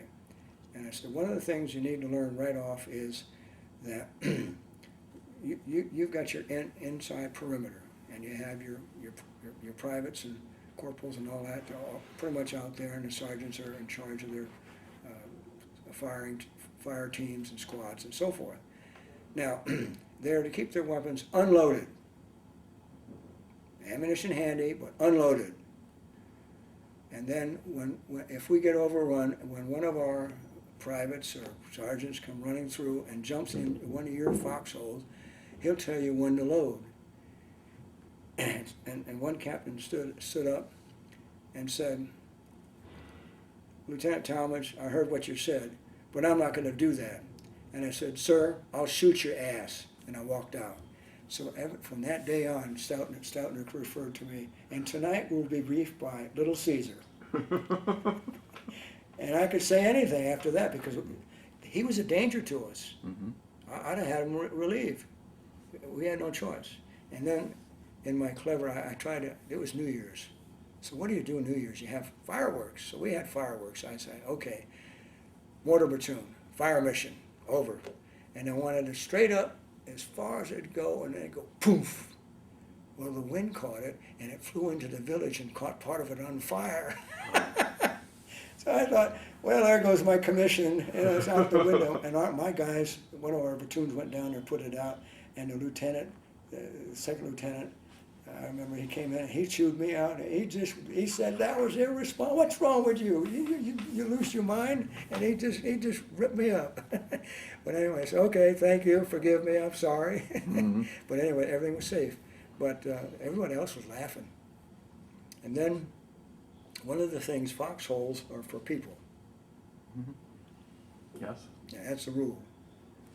And so I got in one foxhole. I was dead dog tired, and I just needed 15 minutes. I took my poncho, put it over me. All of a sudden, it started raining, and I discovered one of those idiots is pissing in a foxhole. Mm-hmm. And I screamed at him. He took off. I don't know who it was, but I had to go wash that thing out. And mm-hmm. I didn't get a direct hit, but still, right. It's the idea. And that was a lesson. The foxholes have got to be available for use, not for using it for a urinal or mm-hmm. worse. You take care of that out somewhere else. So it was amazing. I don't know if it was one of the new guys that he didn't understand, but there's an orientation we all have to go through. So that was kind of a remembering thing. Okay. Were there other larger operations you were involved in, or your unit was involved in once you were doing intelligence work? Right. When I got promoted to captain in March, or whatever mm-hmm. it was, and so after Bonson and this other thing with the Marines coming into mm-hmm. that area, so we were there several times. But we were somewhere in a forward base, and so I went forward, and I was walking with my old rifle company. We were on patrol, mm-hmm. and they made sure they had. I had machine gunners. This black guy I told you, he was over on my flank. He had a machine gun, and nobody's going to touch his lieutenant that being made captain, and working at the headquarters. And so they watched me like a hawk. And the brigade commander found out that I was out in the front line. What is that staff? Oh, he just exploded. He couldn't get me. I was just out there. What are they going to do? So I stayed out there, and then we came up to an area where some guy was out in a farm field, and he was harvesting corn, or I don't know what it was. Mhm. We told him. And so we got down, and then we had him come to us, and so one of our guys, the G2 for the division got me a South Vietnamese soldier who was fluent in 5 different languages, and English, French, and dialects of Vietnamese. And we were in with montagnards and some other things that happened and that we got involved in. So talked to the guy, and we told him, this is a peaceful mission. We want to bring freedom and quietness to your village, and he bought into that. So when we came in, he got the chief with us, and the chief said, okay, tonight I will show you where the ambush site's been set up. So we captured that, the whole outfit, without firing anything. Nobody got hurt. So that was one. One of the things that I used to do is I'd go in with the Hamlet chief, and it was a great honor for him for me to come to them. And my Vietnamese was terrible, but anyway, I took this guy with me, and so I drink their rice wine, and after a while, I wasn't worth anything. So I'd make sure the helicopter was out there for me. I get up by 5,000 feet, it'd take me about a half an hour, and I could be completely sober. So a couple of things happened with that. I remember one time we were in the field,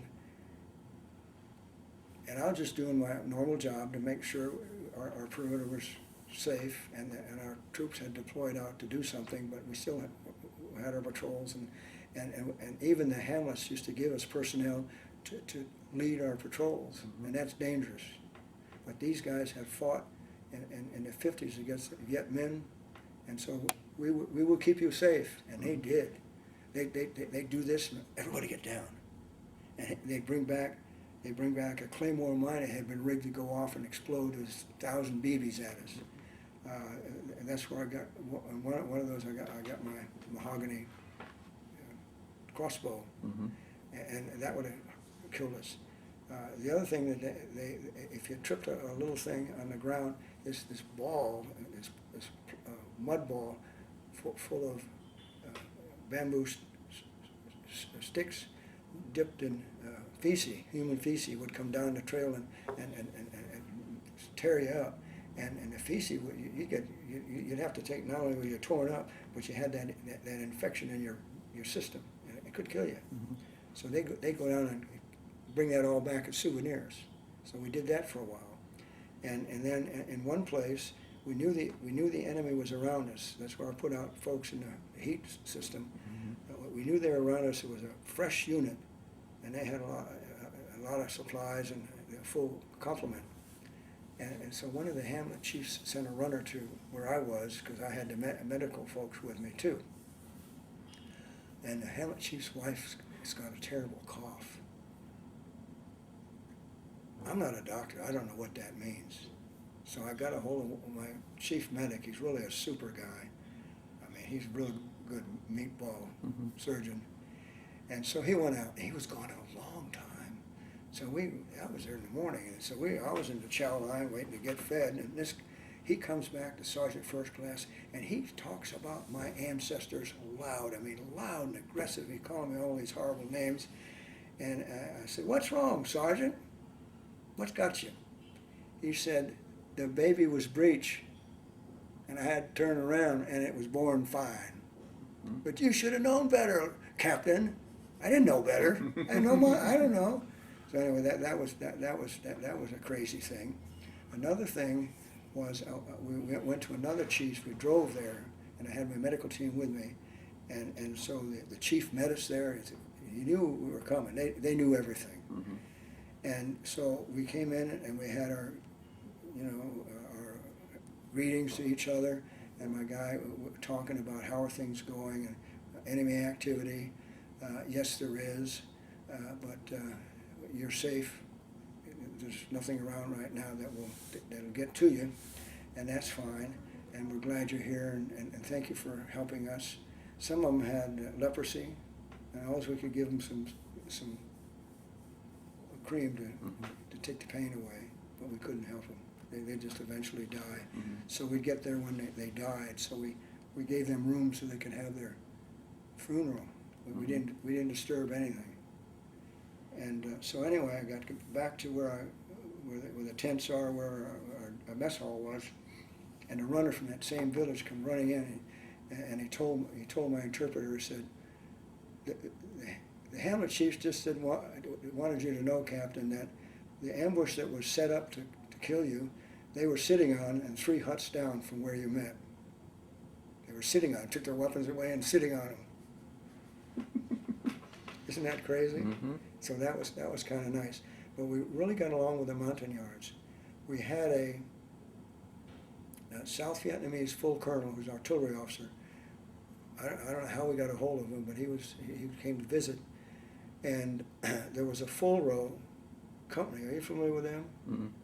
It's a bunch of renegades. It's a bunch of Vietnamese, Cambodians, Laos, whatever, rebels. Mm-hmm. And they were fighting for freedom for South Vietnam. So if they'd see us and we went by them and they set up an ambush, they'd just do this. Mm-hmm. We never saw them.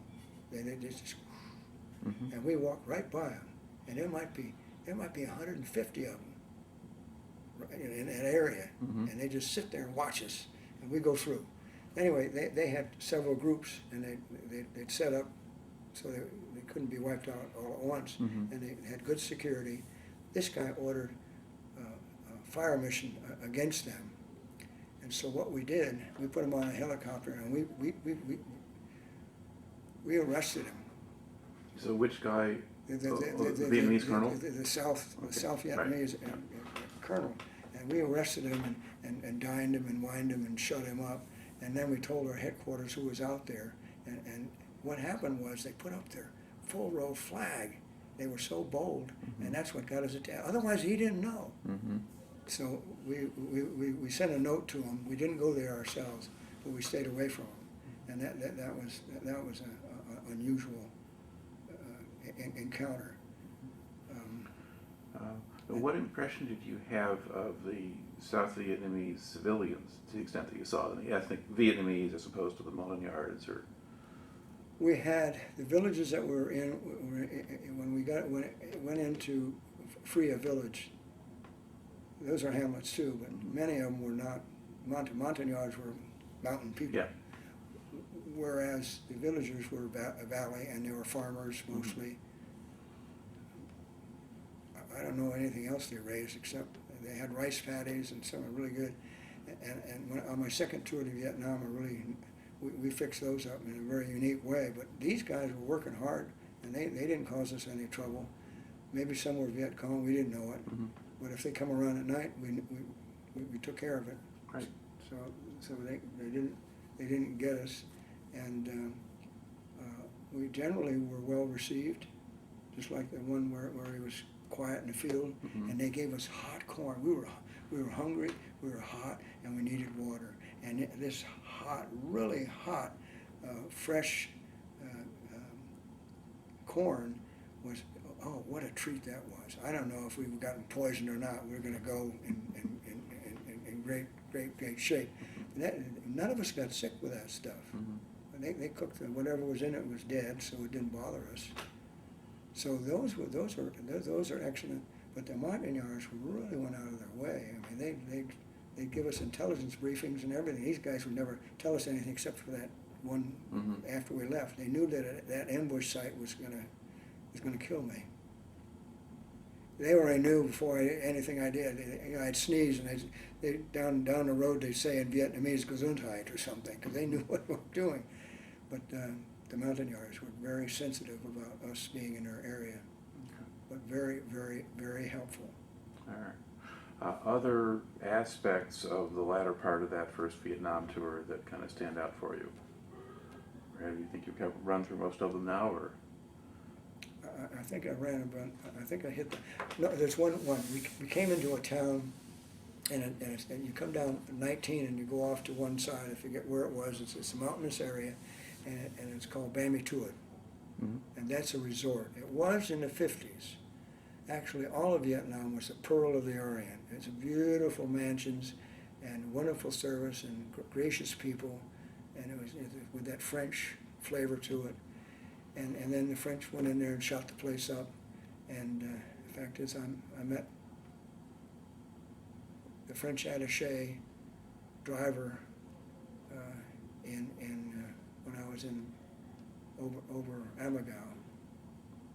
I could dance some French dance steps, and all the guys drooled. And here's this punk with this beautiful woman, French woman. She was airborne, medic. And if you mess with her, she'd break your arm.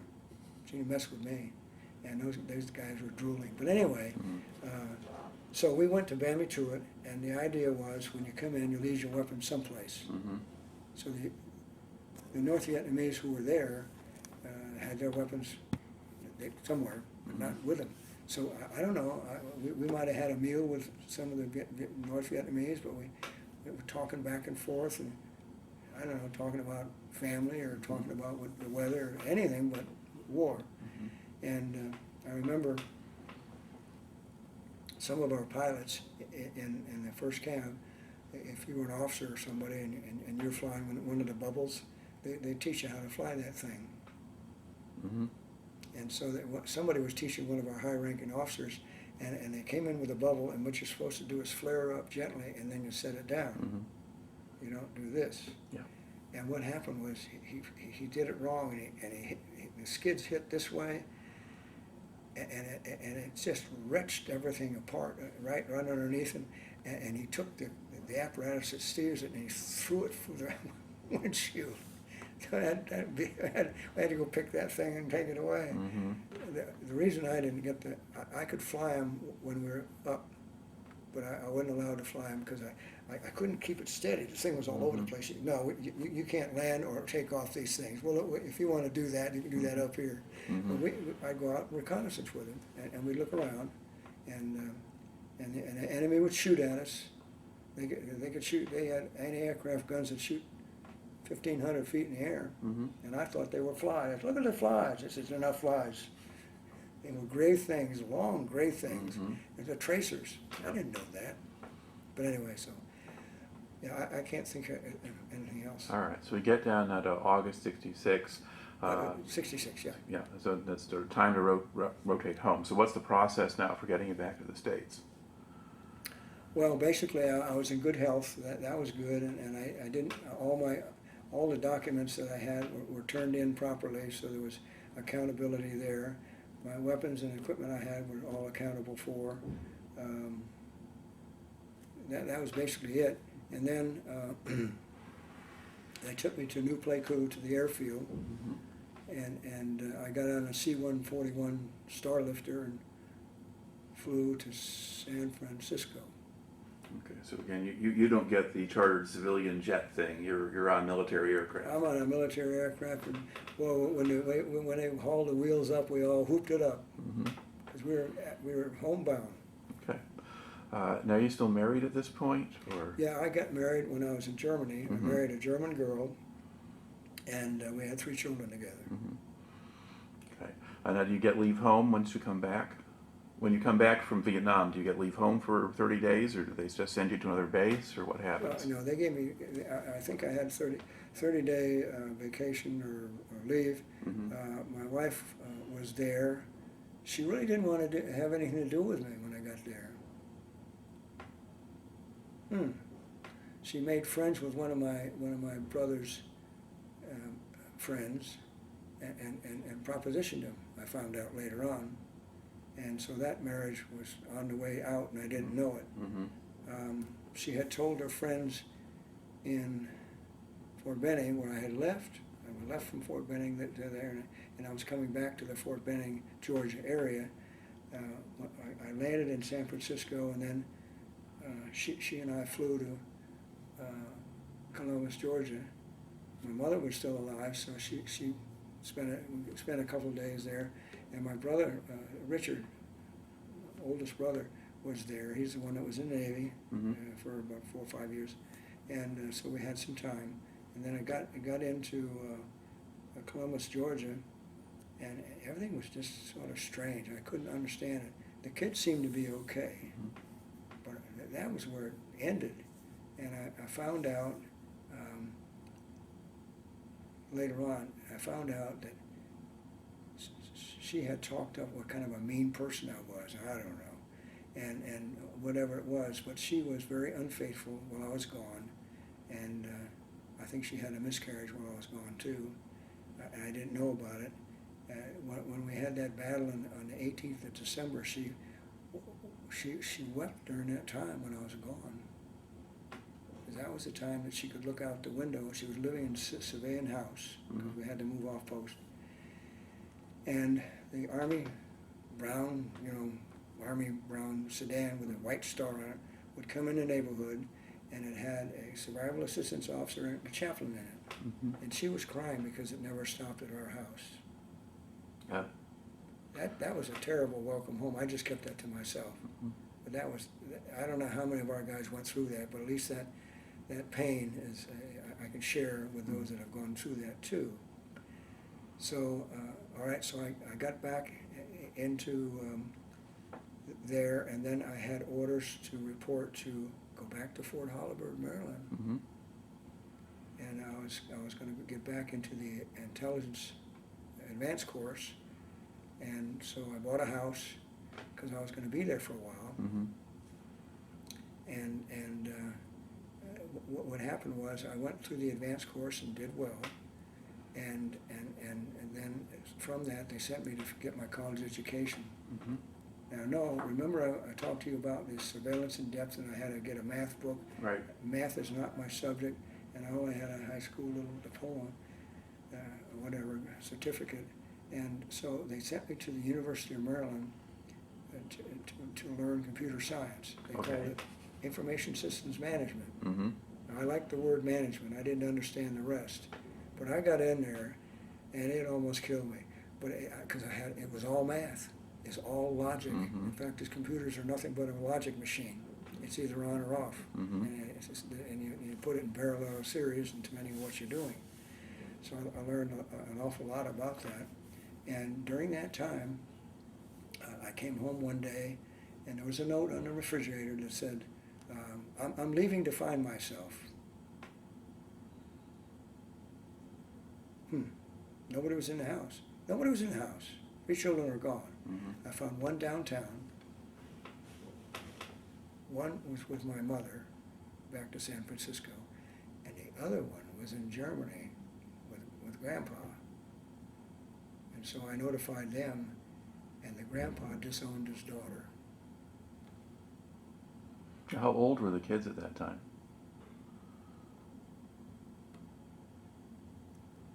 10, 7, and 5. Okay. The boy was 10, and the 2 girls were 5 and 7. All right. Okay. Well, this tape now is up, so we're gonna pause, rewind, reload.